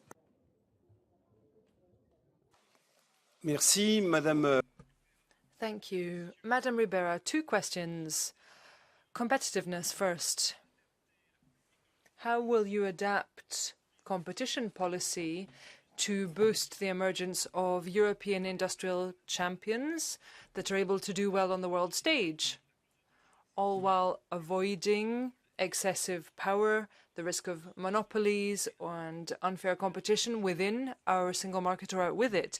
This is key for defence, space, technology and indeed heavy industry at a time when Europe is facing fragmentation and intense international competition. And secondly, coming back to technological neutrality and funding, this was a question that came from our colleague Ms. Vondra.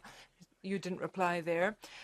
Technological neutrality is defended by President von der Leyen. Could you say a little bit more about this? Are you in favour, yes or no, of support mechanisms that will be identical for renewables and for nuclear as well? Thank you. Merci pour les deux questions. Thank you for those 2 questions. I think that when it comes to competition law and improving the single market and how it works, there are 3 references from the recent literature in Europe: Draghi, Letta, and Christine Lagarde. In my view, all 3 are important. We do need to continue to develop our single market even further. We must continue to work on competitiveness and competition law. In this way, we will be able to ensure better prices, innovation capacity, and markets that will be attractive and appealing even more so than they are today. Now, having said this, we need to ensure that we have infrastructure for connection. We need to have common frameworks across the whole of Europe. In addition, we are well aware of the fact that we need to think carefully about which markets are relevant. And sometimes it feels as though if you talk about European champions or heavyweights, but you don't talk about enhancing our internal markets, we might reduce competition amongst stakeholders, which are already quite well settled on some European markets, but not all the markets across the 27. So both approaches need to be combined: internal market and competition, working for competitiveness and for champions that will be able to do much better on the international stage, instead of focusing on domestic. That's not a good solution. We need both. So we will have to see how developments in space, defence, how all of this can be boosted by the new facilities or mechanisms. Chair, thank you. Thank you very much. I now give the floor to Ora Sala for the EPP. Experience pays off. While your predecessor was familiar with the challenges of competition policy, your background is mainly in environmental and climate issues. In addition to your competence, you have to prove us today your integrity beyond and doubt. Do you commit to resigning if information were to come to light, proving that you or members of your ministry in Spain were in contact with the members of the mafia? Or that some members of your ministry acted to benefit the mafia in cooperation with the accused minister? Would you accept your responsibility for having accepted the operation of the company responsible for the fraud? Thank you.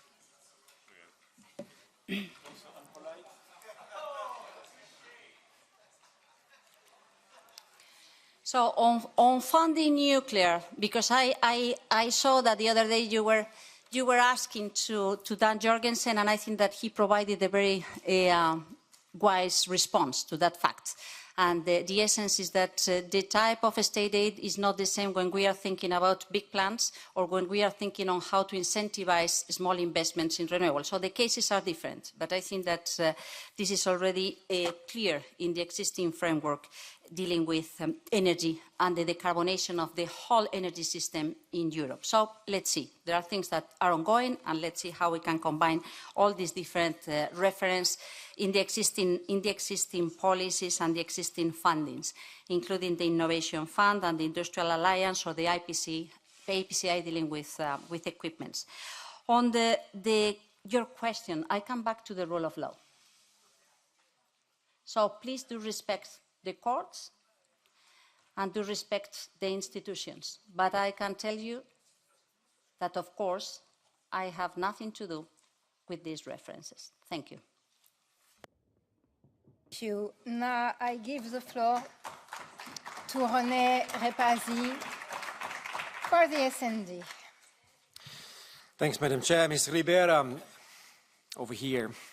Returning to the subject matter of your portfolio, which is, amongst others, competition.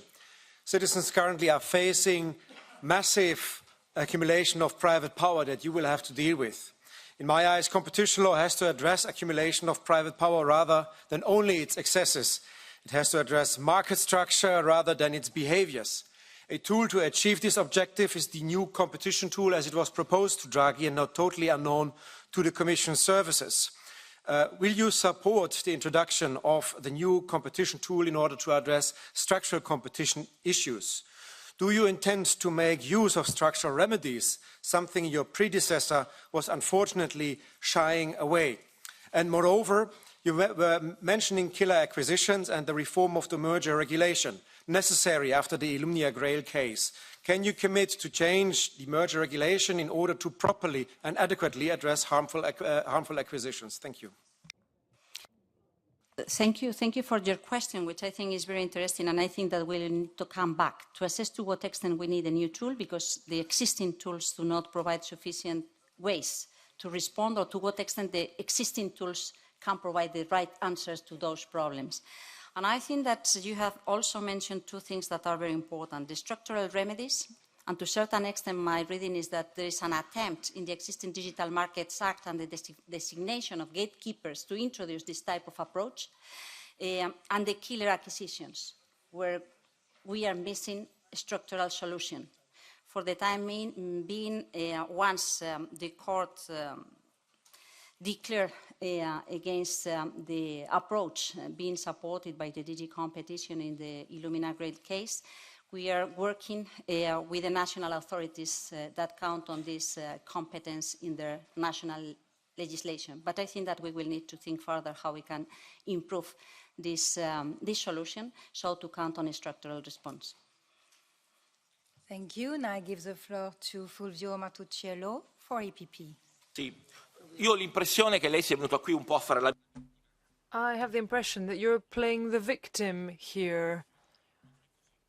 You're saying that all the criticism of you is politically motivated, but that's not the case. This Parliament is worried about your inexperience when it comes to competition. You have no experience in that field. And do you think that lack of experience may be a hindrance to your work? Secondly, another concern. It cannot be denied that the government failed when it came to managing the tragedy in Valencia. There was a failure to prepare the Pollo ravine, and that was because of your disastrous vision. Madam Ribera, we are concerned. We are concerned by your inability to take up this office. And we're worried as European citizens, because what you did in Spain, you could do in any other EU country. I want an answer, yes or no. If you were proved to be legally responsible for what happened in Valencia, will you step down? Okay, thank you for your question, but I insist on the importance to count on the distribution of competence between the regional and the national government. And it was not the factual or the prediction warnings that failed. It was the alerts dedicated to the population and the measures to protect the population that failed. And that's not under the responsibility of the national government. The national government was ready to help and was already working since very early in the morning. As many local authorities and public and private institutions noticed and adopted the right measures. But I will come back to this issue in the national politics. I think that it is important to take into consideration on why we cannot afford making the same mistake. We, Europeans, need to be serious in the warning alerts, in the assessment of the risk, and do not undermine the capacity and the confidence of those issuing these alerts, because it saves lives or we count on dead people. On the other aspect, I think that it has been said once and again. I think that, of course, competition policy is absolutely key. And I think that we count on a great team, on a great check and balance system, on my full commitment, and on the capacity to develop the tools in order to ensure a well-functioning internal market and to respond to the existing and incoming challenges in markets that go beyond European borders. This is my commitment, and this is what I will try to do if confirmed as Vice President. Thank you. Thank you. Now I give the floor to Katerina Konečná, non-attached member of the European Parliament. The floor is yours. Thank you. I have two short questions. First, what specific measures do you plan to propose once the United States have rejected the Paris Agreement? And do you also plan that the European Commission will have to recalculate the emissions reduction up to 90% up to 2040? Secondly, financing nuclear, because I feel that you are trying to avoid this. And we don't understand that. You know that without state aid and without state guarantees, you cannot build reactors. You know that, right? So what is your view? And please do not tell us what we can all read in the treaties, because for some member states, it is vitally important to be able to produce in the next 10 years from nuclear. And I feel that you're not being responsible enough in that area. Thank you. I respect the decision of each member state. And as I said, when dealing with state aid, that is the way we have traditionally worked on a case-by-case basis, and I'm committed to keep on going in this direction. At the same time, it is also important to be aware of the fact that some decisions and frameworks were opened under this industrial alliance, taking note on the interest to develop an IPCI dedicated to nuclear equipment. And I think that this will be important to ensure innovation, so SMEs can be a reality while counting on safe responses, but ensuring that those willing to promote these solutions can count on the existing framework. Dealing with the Paris Agreement, I think that it is an earlier stage still to think what may come from Washington. For the time being, the race has also been launched at the industrial and business case in the United States. And maybe if there is a market case to ensure that the investment does match the Paris Agreement goals, there may be a social demand to keep the existing regulation in the United States. I think that we need to concentrate on how we can ensure that things become easier and a much more levelized response, but not to accept that because there may be different political parties willing to do less or denying the possibility to do anything, we need to revisit our regulation. On the contrary, I think that what we have done is because it is a great driver to boost innovation, industry, and welfare for all. Thank you. Now I give the floor to Paolo Boccia for PFE. Señora Ribera, voy a ser muy claro. Ms. Ribera, Europe doesn't need another Timmermans. Cars doesn't want one. Ford tried to kill the European agriculture. The ETS is diverting maritime traffic to non-EU ports. While European workers, citizens and enterprises claim for a reasonable transition, a few months ago you criticized President von der Leyen for slowing down with the Green Deal agenda. I'm very curious on the way you will cooperate each other.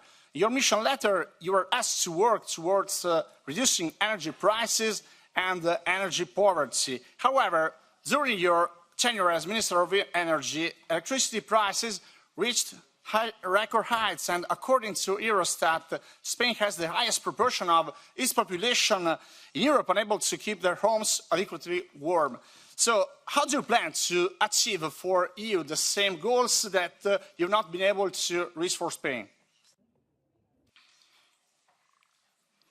Thank you so much for the questions. First, I'm not Frans Timmermans, so I am Teresa Ribera. I will do my best. I will do my best. Second, yes, the energy price is an important issue for all families, industry, small and big. And as I said, probably fossil fuels is not the best response to lower energy prices, but at the same time we need to ensure that energy prices can lower down, because we count on operational costs that are lower thanks to the technology that we use, because we count on interconnections and grids that are modern and being used in an efficient manner, because we count on other non-energy costs in our bills that are not as high as they are right now, and this is a complicated discussion for the time to come, and because we can take advantage of the complementarities of each energy system in each of our countries. So I think that we need to develop the things that are in our regulation and to identify where there may be challenges that still need new responses. But as I said, energy is a great opportunity to boost innovation, to recover competitiveness, and to afford the inequalities gap that we need to face. And yes, we need to take into consideration in a very serious manner access to energy at affordable price for all, so facing the energy poverty that many Europeans still face, not only through social policies, which are very important, but through proper isolation of their households, so to reduce the consumption for heating and cooling, and to ensure that other concrete solutions at a small scale can reduce the dependency of the grid and the system. So much needs to be done, and it is part of our priorities following the political lines of Madame von der Leyen. I now give the floor to Bruno Tobak for the SND. Thank you, Mr. President. Commissioner Designate, welcome. The Clean Industrial Deal is obviously a flagship project for this Commission and very central to your portfolio, and it is rightly so, because right now it's the only credible roadmap to prosperity that Europe has. Of course, it makes necessary a number of choices. Apart from the automotive sector and the nuclear sector, I think we all, or at least most of us, are aware that the European economy has a number of other relevant sectors for that, and a number where we need to invest in. So I would like to hear from you, what are the criteria and what are the central sectors that you see where you need to take measures, and what will those measures be? And without giving the answer myself, I would say that revised public procurement framework will be part of that package. So my next question, last question, is how can we prioritize EU companies that contribute to decarbonizing our economy through that public procurement? Thank you very much. Now, more question after 1 minute. No, thank you so much. I think that your question is quite broad, but I will take this opportunity to develop a little bit on what I think we should be focusing on when working with Vice President Sejourné, Commissioner Hoekstra, Roswell, Albuquerque, and others, because I think that we need to combine, Satu. Do not forget about labour market, skilling and reskilling people. I think that we need to address the energy price, as we were saying before. I think that we need to address how the traditional industry can be decarbonized and how we can support this decarbonization at the low cost, how we can make full use of the circular economy and the strategic autonomy and the partnerships that we may develop with our colleague Sikela, through our colleague Sikela, or Šefčovič with third countries to ensure that we have access to the raw materials, how we can unlock the incentives to invest in Europe, providing stability and credibility, including the goals. If we do not provide this stability around the goals, it could be very uncertain that people can trust us, and how we can simplify the whole administrative burden. You issue another issue which is very, very important, which is the fact that in many occasions the capacity of the public procurement to provide a signal to the suppliers, the providers and the SMEs that are behind the big providers is key.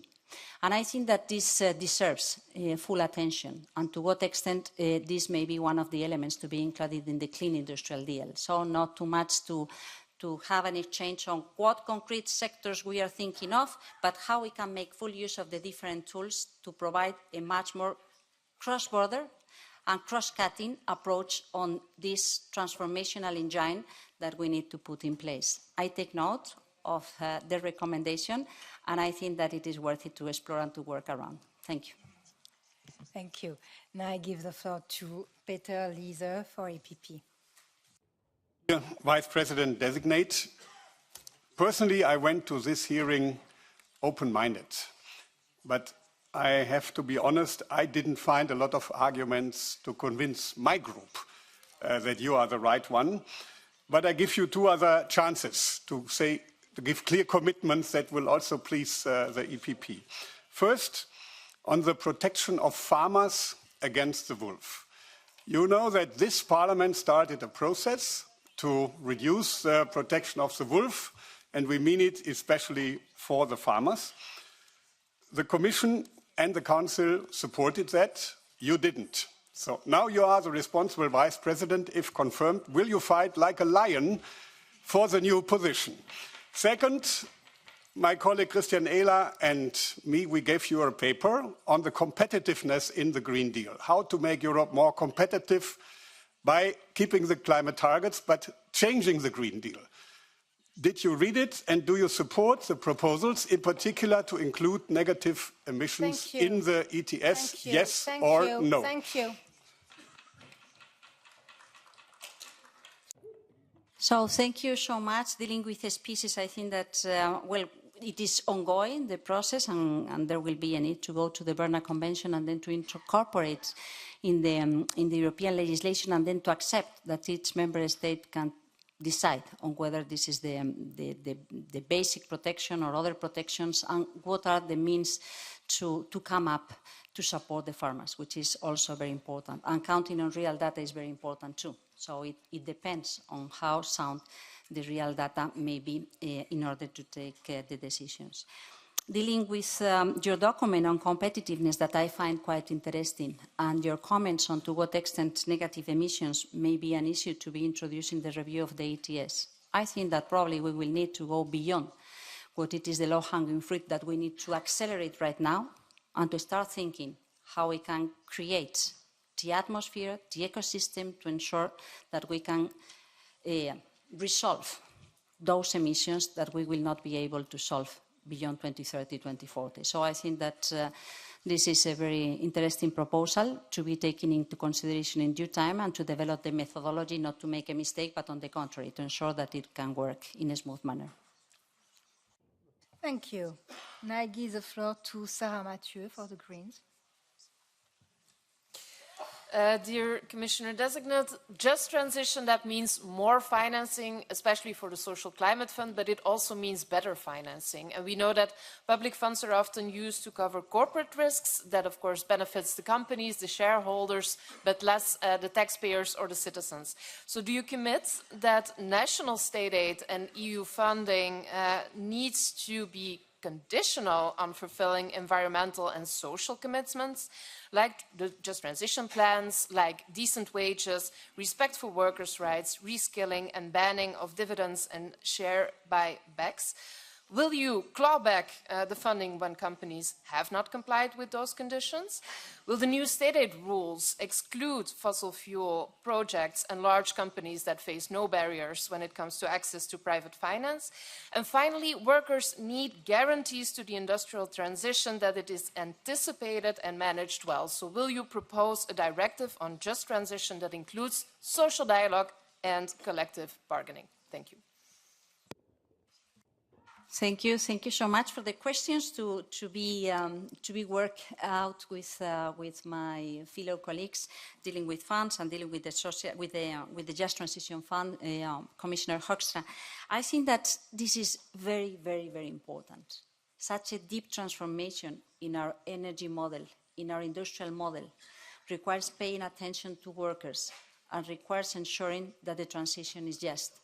And we have developed different measures, including the creation of the Just Transition Fund that took some time to kick off and that is still under the assessment of to what extent it is enough, how it can work and how it can be combined with other funds that have similar social approaches in different regions. So what I can commit right now is to be sure that I will do my best to ensure that workers have a role to play in this transformation and that public policies should be supporting this impact or the responses to this impact on workers. Training and reskilling, but also creating the opportunities. It is not just a transfer of wealth. It is being sure that we invest in the creation of new opportunities. Otherwise, it is not going to work. We need to be sure that people feel owning this transformation. And people is workers and consumers. Thank you. Now I give the floor to Anna Zalewska for ECR. Pani candidata. Commissioner designate. I am going to say this with deep regret, but we are under the impression, because I receive lots of text messages from the industry, that you are pronouncing political manifestos, and this is not any type of commitment or any ideas. Don't try to enchant reality. Europe is not only at a turning point, it's already lagging behind, which is mentioned by Draghi report. We need 800 million euros a year. Give me proposals. Where do you get them from?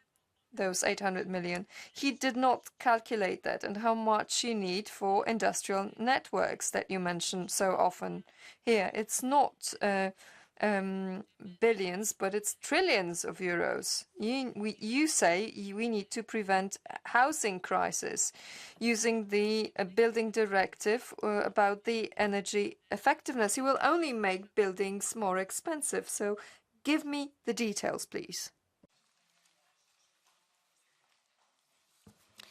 I agree with you on the importance to provide solutions, and not only to provide obligations or to provide deadlines or targets. And solutions means investing in the retrofitting of the housing, starting by the most vulnerable people, and providing sufficient finance to be able to do so. So working with the local authorities and identifying when, how this can be done in an easy manner. I think that we have lots of ideas, and we need to craft a consistent response. And I think that when dealing with funding, we need to identify the best ways to de-risk the private investments and the best way, the most effective way to combine, to pool public and private funding, public coming from the European funds, public coming from the national governments. This was why I was commenting on the IPCIs, because it is a nice idea that is being quite successful, how we can combine this public funding to ensure that there is a right answer and right incentive for the private investment to catch in. And this is not the only way. I think that working on capital markets, working on finance and regulation of finance, using the taxonomy that has been developed in the previous mandate will be quite helpful. I'm not saying that what we need to do is easy. Of course not. But I am convinced that if we react in a united manner and we pay attention to the different contributions that each of us and each of the different stakeholders can do, identifying where the barriers and the difficulties may be, we can do it. Because we have already done it in a very difficult circumstance, with the unprecedented crisis on energy prices or with the unprecedented crisis on health issues during the COVID. So I'm deeply convinced that we Europeans can provide the right answers, can invest in a much more competitive industry, can invest in people, but we need to discuss the potential solutions. Now I give the floor to Emma Wisner for Renew. Thank you so much. I have 3 questions. In the coming years, we will have to focus a lot on the implementation of the Green Deal, but there are also regulatory gaps, and you will oversee the work on the bioeconomy strategy, the Circular Economy Act, and the market for secondary raw material. However, there are very few incentives for using those alternative raw materials compared to our fossils. We have the polluter pay principle, but there's no pricing of fossil raw materials. So my question is, what concrete step will you take to close the legislative gap on transitioning to alternative materials? Second question, how would you deal with member states as vice president of the Commission, with member states not fulfilling their climate target, just like Sweden projected not to reach the mandatory climate targets? And thirdly, Mr. Orban is right now in Baku at COP29 saying that we should keep using fossil fuels as business as normal or business as usual. What's your message to him?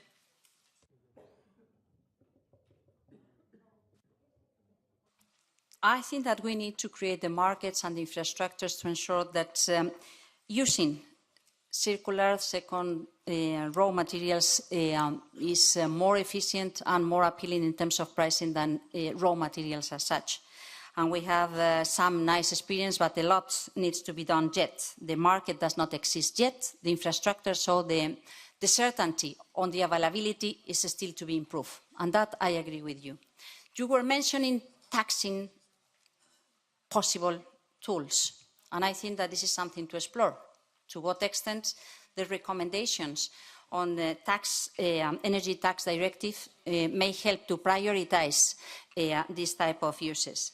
And you were also commenting on member states not fulfilling its target. That's, of course, something that deals with the agenda of Commissioner Hoekstra, and I think that the most important thing is to focus with sufficient anticipated time to ensure that everybody delivers its target, because we jointly need to deliver, but we individually need to deliver too. Then you enter into something which is also critical, how we can work in a united manner with a common voice to develop our capacities to decarbonize and to fight against climate change. And I think that we have done a lot. We have done a lot of good things, but we can still do better. There are other chiefs of government in Baku asking for the fulfillment, for the honor of the Paris Agreement, and being solidar with other parties to the UNFCCC that suffer much more than ourselves the climate impacts. Now I give the floor to Ange Arndt for ESN. Frau Ribera. Mrs. Ribera, in Eastern Frisia, where I live, there are 8,000 people are going to potentially lose their work at VW because of rules laid down by the EU on the automotive structure. So electronic vehicles have been described as emission-free. However, that's misleading because they actually do create CO2 emissions. So that's why my party, the AFD, has pointed this out. The current regulation on CO2 emissions lays down in 7A that the Commission, by the end of next year, has to come up with an appropriate measurement method with which CO2 emissions can be measured for all types of vehicles throughout their life cycle. Is the Commission going to live up to this obligation and to ensure that this this misleading fact that automobiles don't have emissions? Are they going to clear that up? And I have in the list of my priorities and concerns the situation of the car industry in Europe. I have said it in several occasions, and I think that we have to come to support and to identify the best pathways to ensure that the car industry in Europe remains competitive and the value chain around the car industry is still an European-based and innovation industry in Europe. I do not think that changing the targets can help into that. I think that we need to concentrate our efforts on the identification of the concrete measures that can help into this. And there are good examples. I think that we have tried to develop these common initiatives around electric vehicles and batteries, and we may need to get much more deeper in this approach. Dealing with the methodologies to count the emissions, I think that we need to pay attention. Some of your colleagues pointed during the conversations I had in the previous weeks that there may be many delegated acts that can be written, drafted in different manners, meaning different things and having different impacts. So I think that we need to pay attention to be consistent and to ensure that what it is provided makes sense. Thank you. And last speaker of the second round of questions, Carola Rackete for the left. Madame Ribera, you have mentioned several times the importance of science. And in the written questions, you mentioned that the success of the EU in decoupling economic growth from emissions. However, that is only so if we do not take into account anything which we are importing. So my questions are, firstly, do you agree with me that what actually matters is rapid and absolute reduction of our resource consumption, and to prevent the destruction of our living planet, that we actually need a cap on material resource consumption and also binding reduction targets? Will you implement those in the EU, as well as will you push for a fossil fuel non-proliferation treaty? Thank you. Thank you for the two questions, because in fact it is true that one of the most frustrating things is that sometimes when we improve the efficiency, we do not provide net reductions because the efficiency brings back more consumption. So I think that we need to address this issue. And I think that this explains to a certain extent why it is not only a question of engineers, but also a question of social preference and values. So I think that education is very important in order to address the type of suggestions that we are making. Education and cultural values, priorities, how to reduce consumption and how to be more efficient in the use of the different materials. Then you raise the issue of fossil fuels and how we can ensure that there is no proliferation. We achieved something last year which is very important, and that is being challenged in certain places. Transitioning away from fossil fuels. And I think that transitioning away from fossil fuels can cover many things. And of course, one of them is non-proliferation of new fossil fuels, fossil fuels exploitations. So I think that, yes, there are initiatives trying to identify how to ensure the more successful result in terms of getting rid of fossil fuels.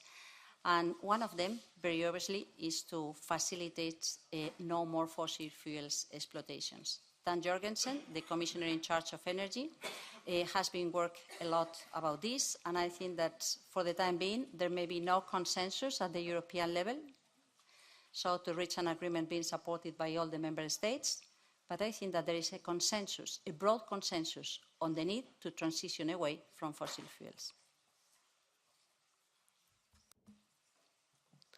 Perfect. Now we are moving to the third round with the invited committees. The same rules apply. 1 minute for question, 2 minutes for answer, and we start with the chair of IMCO, Madam Cavazzini. You have the floor. Buenas tardes, Señora Ribera. So I'm asking the question on behalf of the IMCO committee, and I know you mentioned already the DMA today. I'm sorry, I'm in another hearing. That's why I just jumped in. But nevertheless, probably you could be a little bit more concrete. You stated in your written replies that the vigorous enforcement of the DMA will be one of your priorities, and I think my committee shares this. The European Parliament has repeatedly called for an increase in the human resources and technical capabilities necessary for the effective DMA enforcement. Can you spell out concrete measures you intend to take to ensure that the Commission is well equipped to monitor compliance and timely enforce the DMA? You further state in your written answers that one of the 3 important dimensions that will guide the prioritization of your work on the DMA is to give consumers choice when gatekeepers impose on them their own terms and conditions. So could you please specify in concrete terms, how do you plan to empower consumers and provide them with more control over terms and conditions in their position against the large digital companies? Thank you so much for your question. And the answer is probably a combination of the capacities and the tools that the services of Vice President Virkunen and myself need to ensure that work in a very smooth and effective manner. Because I think that, yes, we need to open up these locked ecosystems in this digital world where there may be limitations to introduce new startups or new services being provided in any type of platform or device where we can access to these services. And we need to protect the capacity of consumers to make full use of their data. So the data belongs to the consumers, or those providing the data, not those that get the data through the platforms and the digital solutions. And the gatekeepers being identified had some deadlines to comply with their dues or the not dues being introduced in the Digital Markets Act, and we will start seeing what it is happening and to follow and to be transparent on how this has been achieved or not. So I think that this will require many more people working in the team. And of course, I cannot commit, not being commissioner yet and not knowing yet how it works within the services of the Commission, but I can commit to do my best because I identify this as a very complicated issue that goes beyond our borders, that works in a different type of context, far away from what it has been the traditional way to deal with these competition problems. And it will require very specialized people and services that should be helping in the proper identification and monitoring of the compliance coming from these players.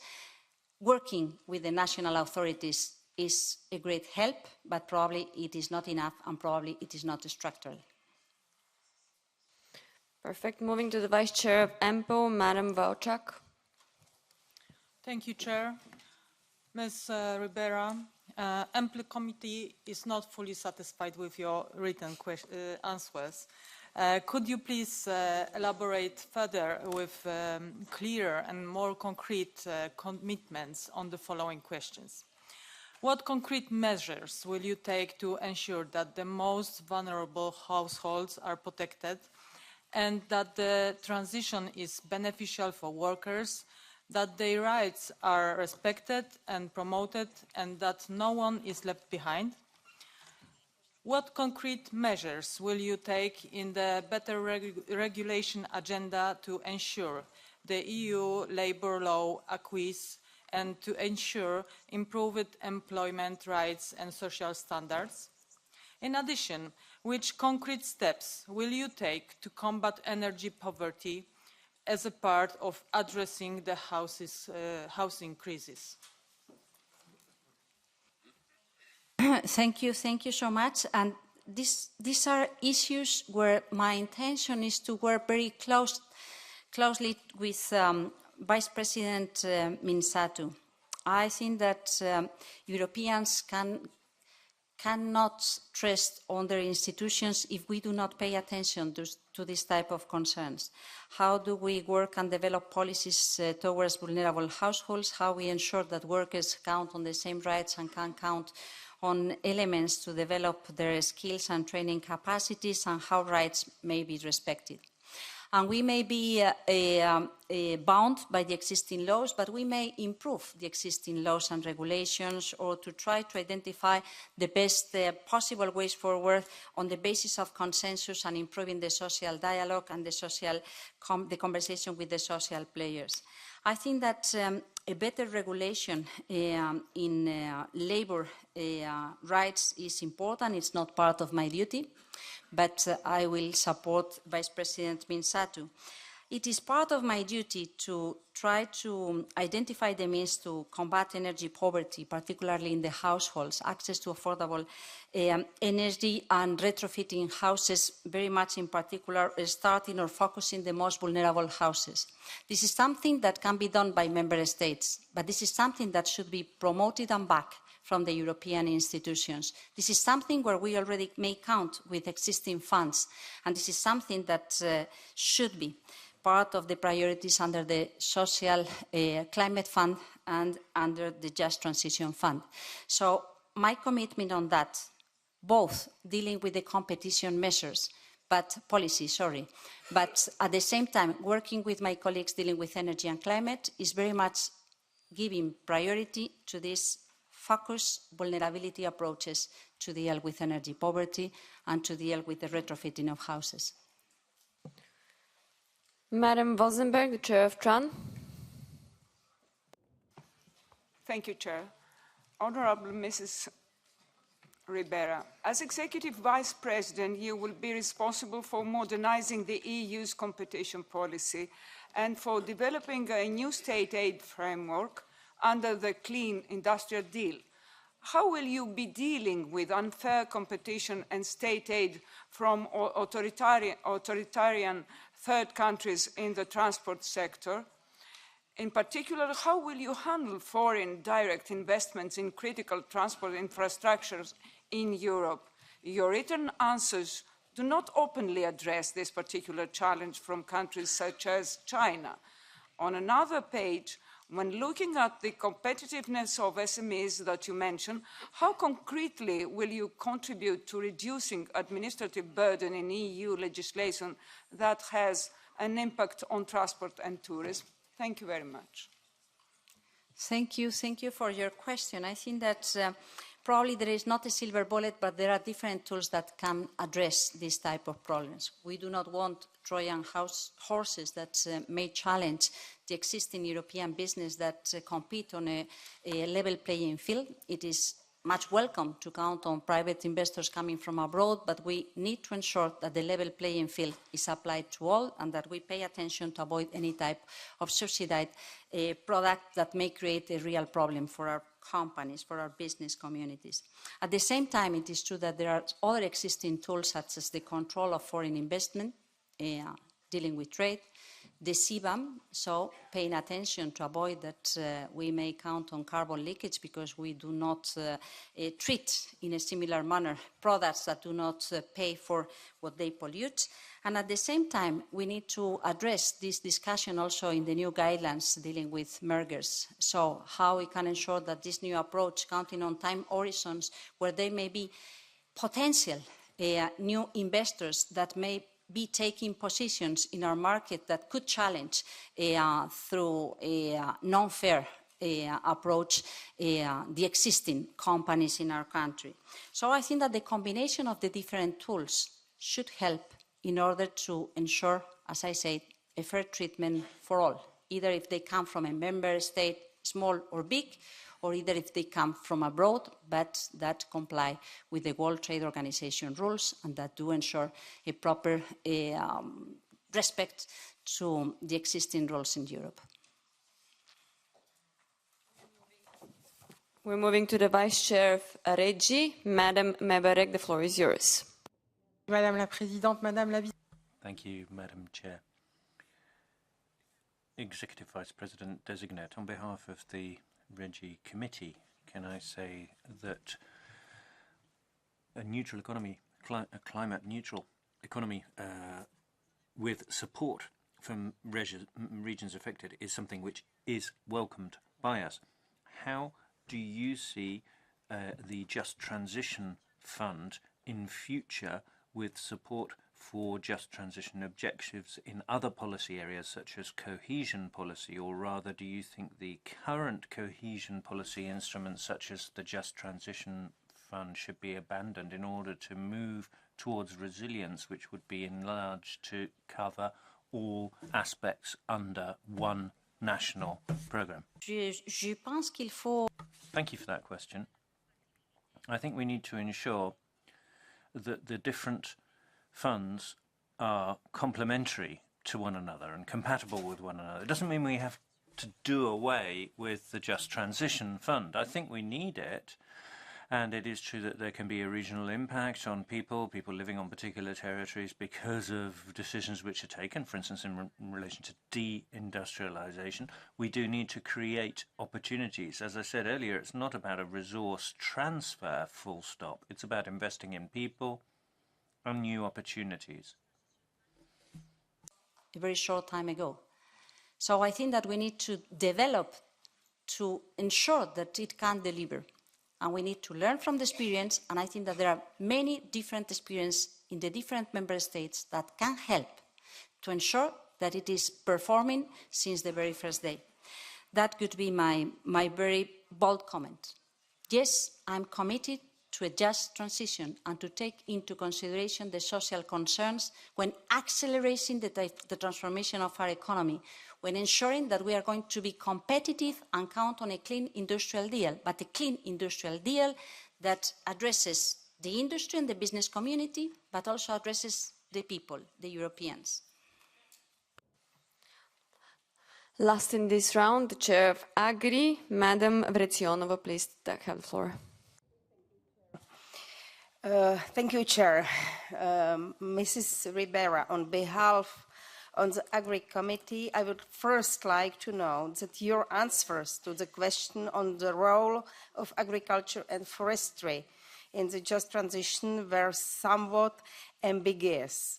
Therefore, I would like to repeat my question on how agriculture and forestry are included in the just transition, especially with regard to accessibility of water.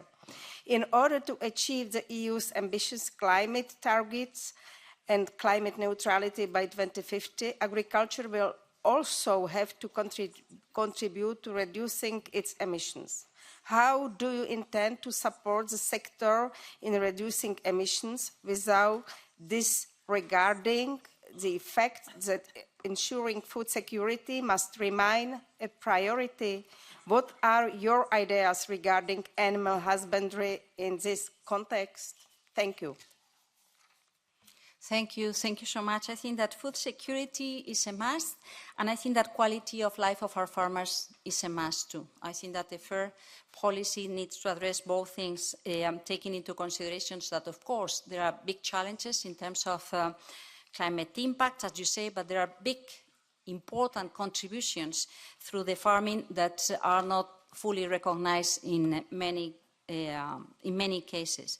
This is why I think that my commitment to work with Commissioner Hansen to follow the consensus being achieved around the work being led by Professor Strohschneider is so important, because he managed to get something which is really difficult, which is a broad support coming from many different stakeholders and people that work on the ground around these issues.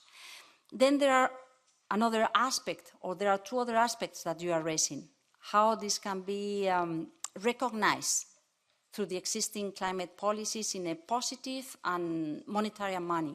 And I think that you are right. There are different aspects that need to be addressed because they contribute in terms of sinks, because they contribute in terms of preventing other type of risk for soil quality or for production of food, or preventing wildfire, so many relevant things. And my impression is that we will need to pay attention to this in the context of the review of the ETS and the adaptation plans, how the agriculture sector may contribute to the common efforts, but at the same time may be recognized through the common efforts too.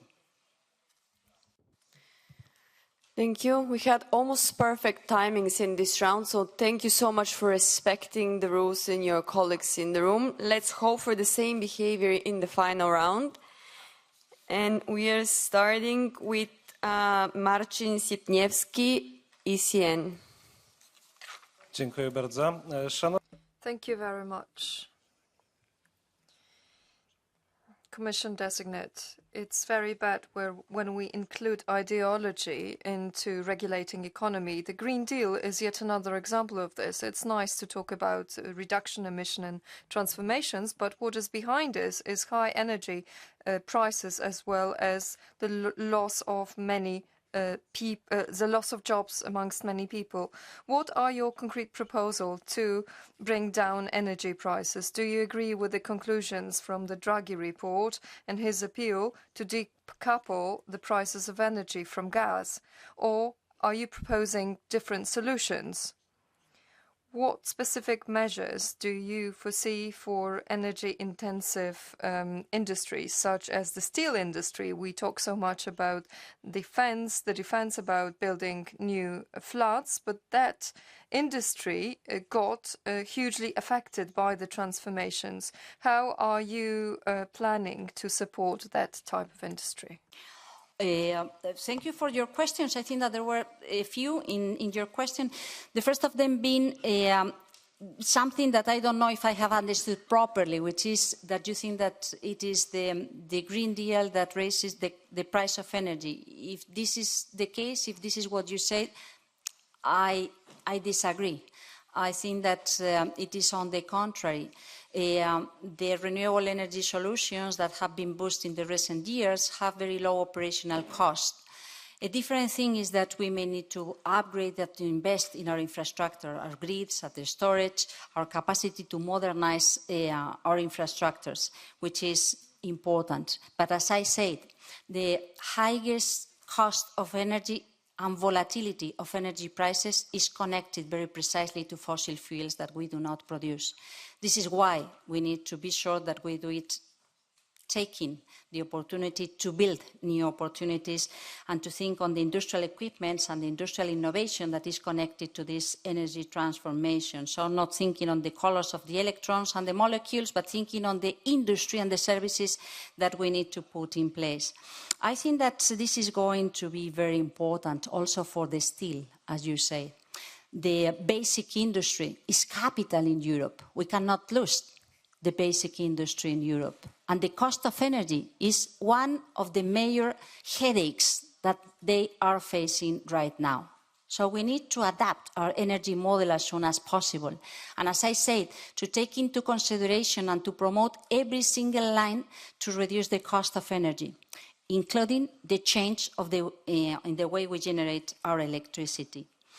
What we should avoid, and this is part of my competence as responsible for competition policy, is a subsidy race between member states, because that undermines decades of construction of the single market, and it will be difficult to last in time.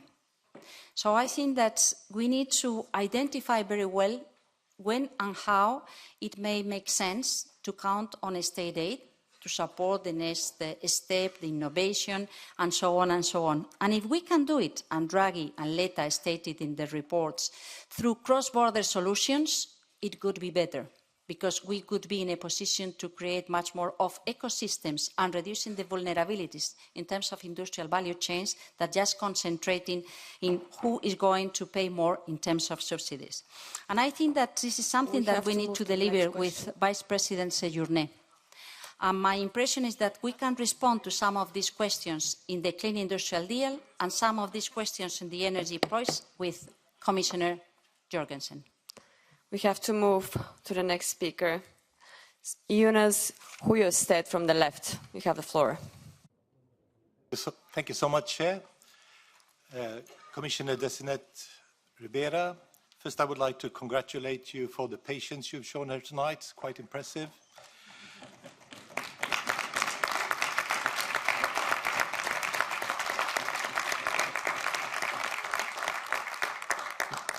My question concerns the connection between inequality, emissions and climate.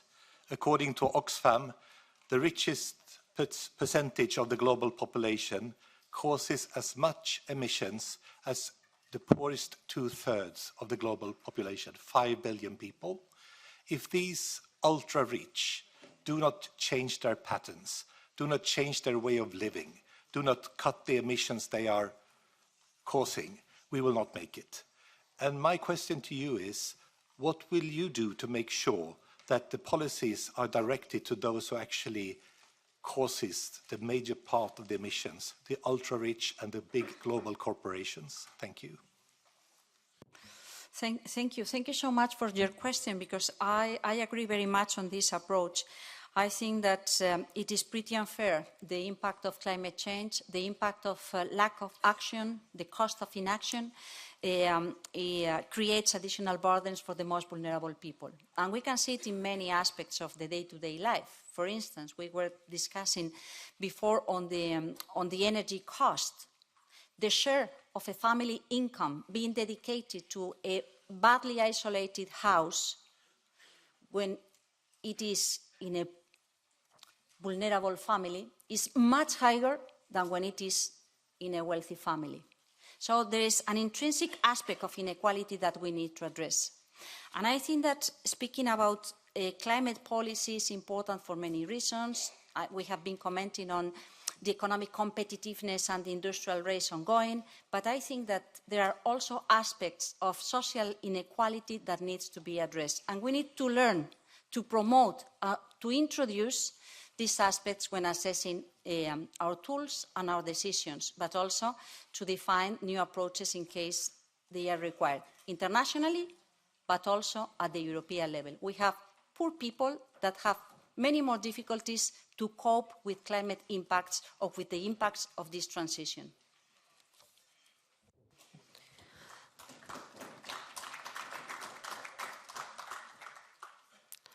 Michael Bloss from the Greens. Dear Teresa Ribera, here directly in front of you. After the election victory of Donald Trump, a climate conference is taking place in a fossil autocracy in Azerbaijan, where today the European Union is represented at the Global Leaders Summit by Viktor Orban. So it doesn't look good for climate policy right now. But the right wing of this House is not always coherent, but in September they were asking in a resolution on the floods in Eastern Europe for an ambitious implementation and scaling up of climate action. So my question is, will you live up to the demands of the EPP and make sure we meet our 2030 climate targets? And will you come up with an ambitious post-2030 climate package, and with what content? Second, will you make sure we have an early and targeted revision of the European climate law so we can provide a predictable policy framework for investments in our industry? Thank you very much. Thank you. Thank you very much. Well, starting by your last question, I think that my mission letter is quite clear, as it is in the case of the mission letter of Vice President Séjourné and Commissioner Hoekstram, and I feel fully committed to my mission letter and the political guidelines that I very much share. I think that the Clean Industrial Deal counts on a great driver around the decarbonization, and the 90% reduction target by 2040 should be part of this capacity to facilitate the transformation. The question now is how we can frame the different tools so to show that we can achieve this goal, and so to show how we can combine the different elements around the clean industrial measures or the finance measures. And I think that this is going to be one of the challenges ahead of us. The second question you were raising is how we can ensure that we scale up our climate policies and how we can ensure that our role in the international summits and international negotiations is fully consistent. And there I appreciate very much the efforts being made by the Europeans for a very long while, as I said, because I'm convinced that we are investing in ourselves, in our industry, in our societies, in our economy. But I am a very convinced person around the United Nations and the multilateral order. And I think that happening here or there, what it matters is that the host commits to the result, and that we can feel proud of the European leaders and the European negotiators making their best to keep on advancing in this big challenge that represents responding to climate change. But the two aspects, the external dimension and the domestic dimension, matter in this case. So yes, I think that we cannot go back in our climate ambition, but I think that we can do much better than what we have done right now in identifying what is the common ground and what are the concrete measures to pave the way to achieve the goals. Ludwig Odor from Renew.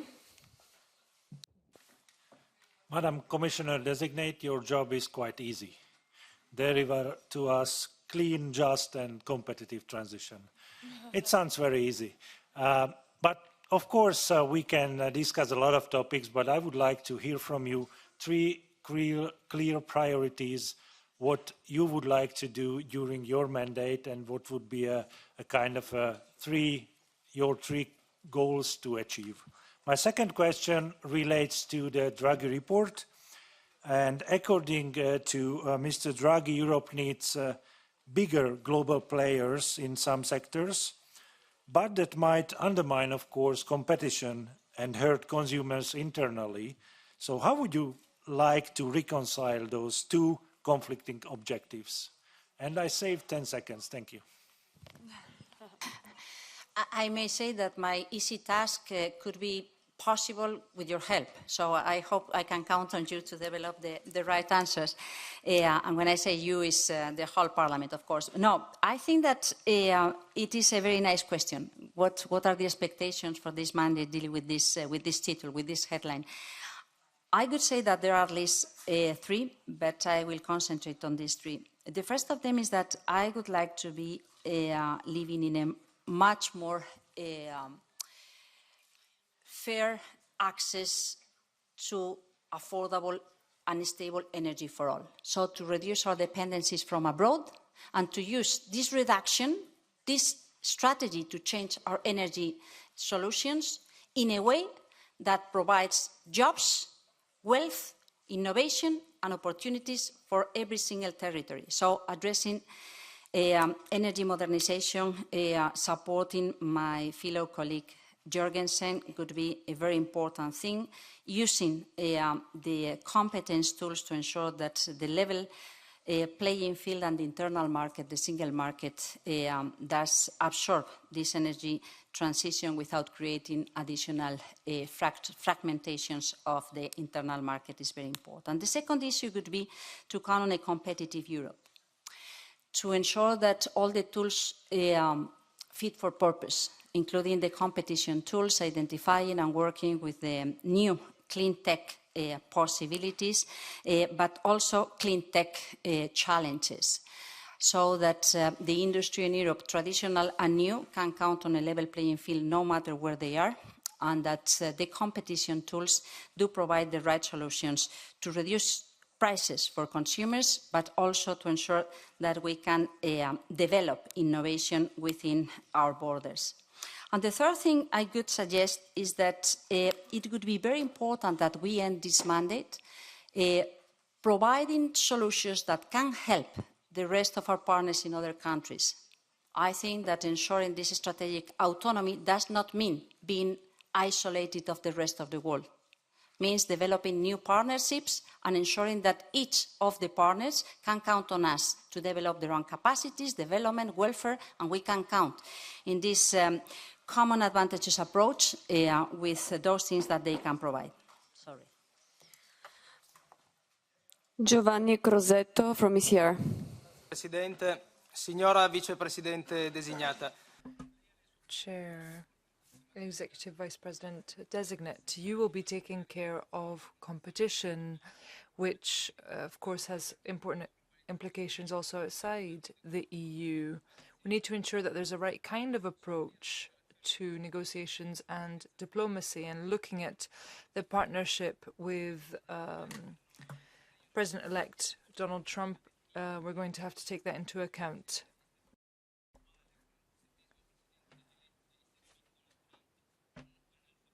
But what your government has said about the President-elect Donald Trump is that he is illiterate. Is that something that you can stand behind today? That's my question to you. And in addition to the comments that you've made in the past on the US President-elect, do you think that this is something that could have an impact on the EU's future relationship with that person? I think that our duty is to work with everybody in the world, including no matter who is in the White House. The United States is a very relevant ally of the European Union, and it has been the case for decades. And I think that the different offices, jurisdictions, and authorities have been working with the European authorities and the representatives of the European Commission and the national governments on many different aspects, including the aspects related to competition and the follow-up of these new big operators in the digital world. So my best effort will be, of course, to work with Trump's administration on the very dedicated issues that I have under my portfolio. And I hope that we can develop stable and fruitful cooperation with the United States.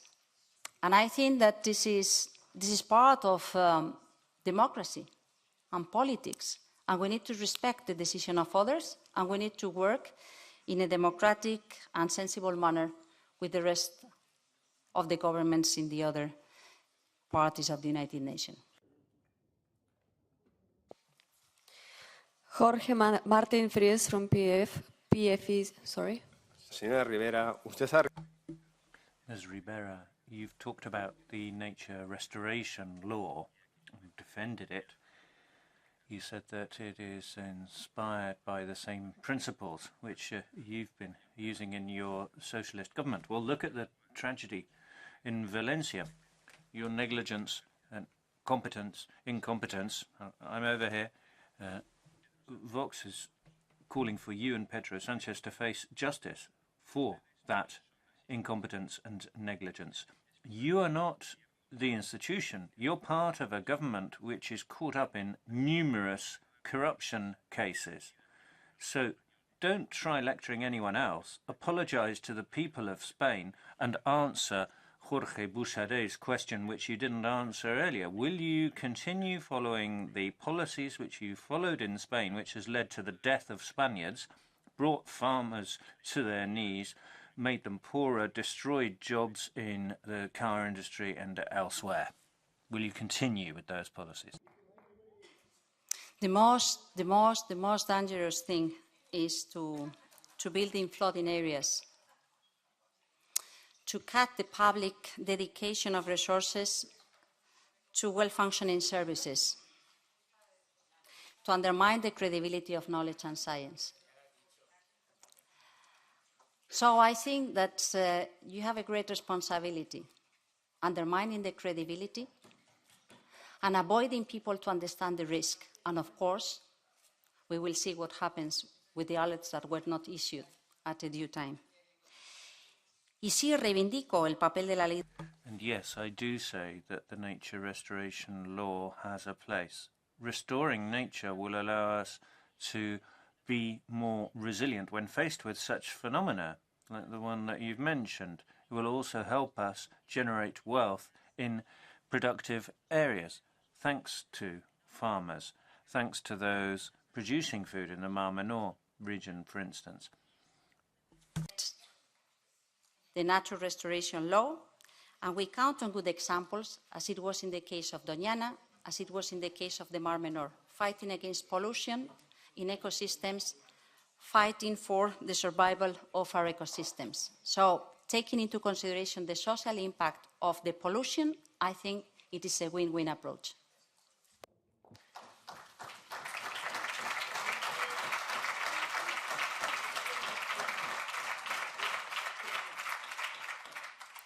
Colleagues, I understand it's already late and it's been a long day, but if you're going to be having conversations in the room, I would like to ask you to take them outside, because that chatting inside is not pleasant, nor for the colleagues, nor for the Commissioner-designate. So please respect the hall. Now we're moving to SND, and Mohammed Shahim, you have the floor. Thank you, Chair. I think we are witnessing a candidate commissioner who calmly and respectively is addressing each question posed. Some questions are a bit rude, and maybe I can drop the bit, with ungrounded accusations, but perhaps this is the new style of this House. This candidate has an impressive record, with achievements during Spain's presidency, clear leadership at the COP28, and her successful efforts addressing the energy crisis were beneficial to all Europeans, and thank you for that. My question is the following. Recent reports have showed that Spain's economy is notably outperforming other Eurozone economies, with strong growth supported by targeted governmental spending, also in hydrogen and renewables, and resilient labour markets. Given your experience as Vice Prime Minister and the impactful policies you led in Spain, how do you envision applying these successes at the European level as an Executive Vice President of the next Commission?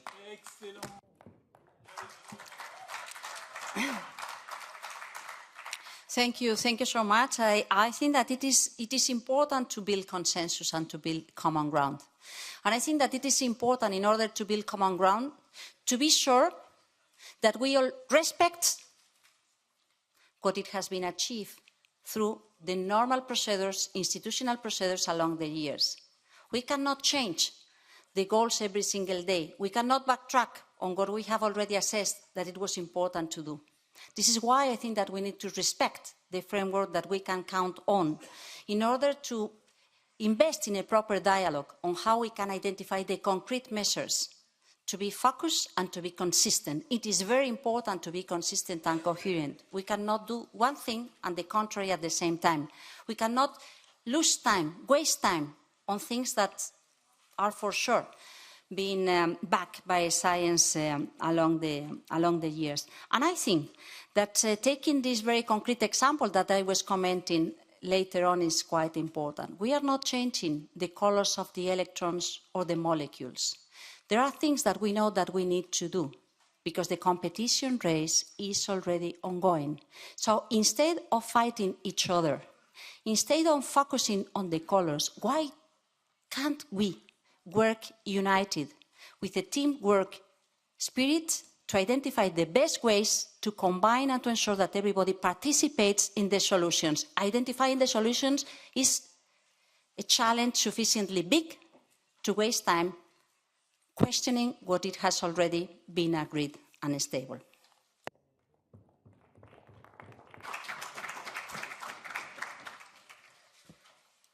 Mr. Christian Eller from EPP. So this is no tribunal on the tragedy in Spain. But we simply have to notice that you didn't answer the question, how would you cope politically with a potential responsibility of your ministry in the future? And that's a burden. So my clear question is simply, I think we agree in the center of this parliament that we have to fight climate change. And that's also not a tribunal on that. But 1,300 companies of the biggest industry organizations flagged this year that this Green Deal is green, but not a deal. So we need a game changer, not a little bit of interventions. We need a signal. So my question is to you, what is your clear message where you stand in as Vice President of the Commission to make that really a deal? Thank you.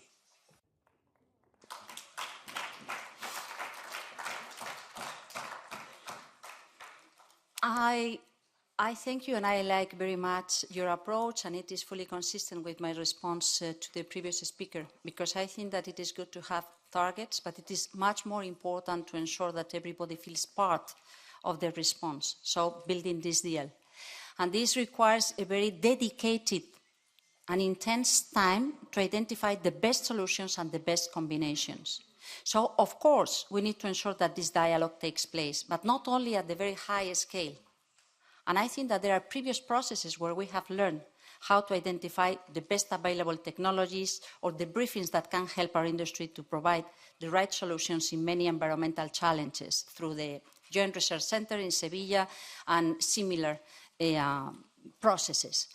And I think that we need to do three things at least. The first of them is, yes, at the technical level, we need a continuous dialogue so to ensure that sector by sector we can find the solutions.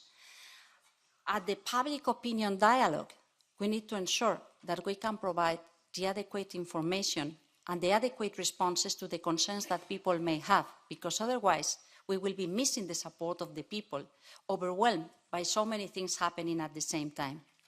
And at the institutional level, I think that we need to be quite respectful but quite committed, to listen to each other, not to discuss what it is already stated and established by science and experience, but discussing on the concrete solutions. And this is why I think that this approach of teamwork at the level of the college in the Commission, but also this continuous appeal, demand to have a proper and regular conversation with the Parliament is so important. And my intention is to develop the three of them. As I said, as an additional comment, that competition policy also counts in this. The competition tools count on this, can help and can be simpler or can be more equal and fair for all, and need to count on a regular cooperation with other jurisdictions. So I think that this mandate should be the mandate of building consensus and common ground on the concrete responses for the implementation of what Ursula von der Leyen named the Investment Commission, the investment mandate for a better Europe.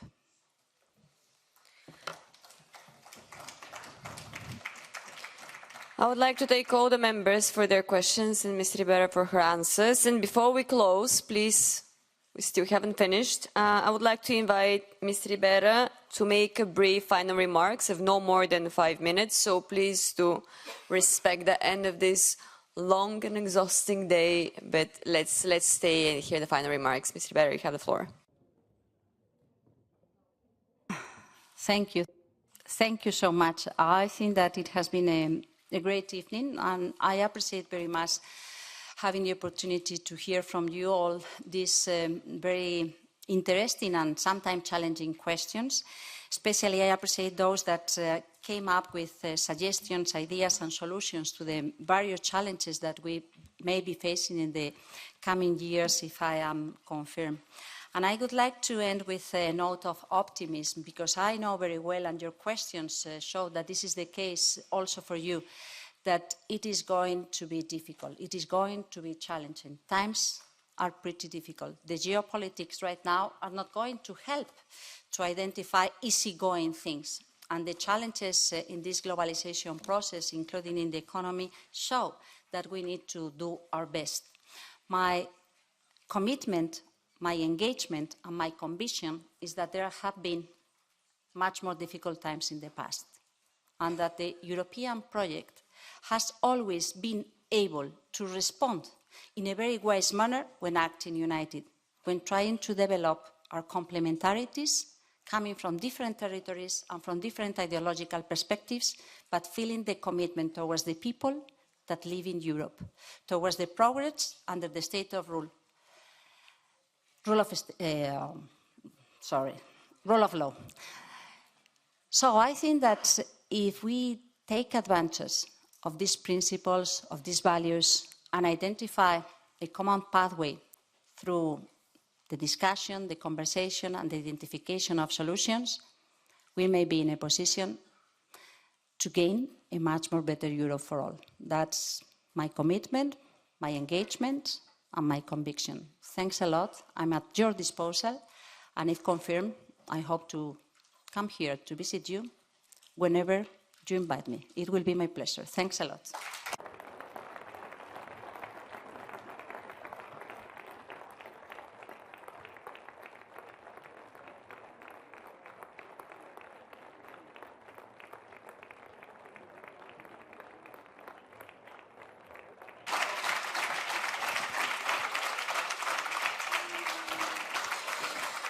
Just to remind you that in line with our obligations, there is going to be an evaluation meeting held in camera at 10 p.m. And now I pass the floor to my co-chairs, Madame Laluc. Merci à toutes et à tous et merci à tous. Thank you all very much. Thank you to all the Parliament services that made this hearing possible, and thank you to the interpreters again and everyone in the Secretariat.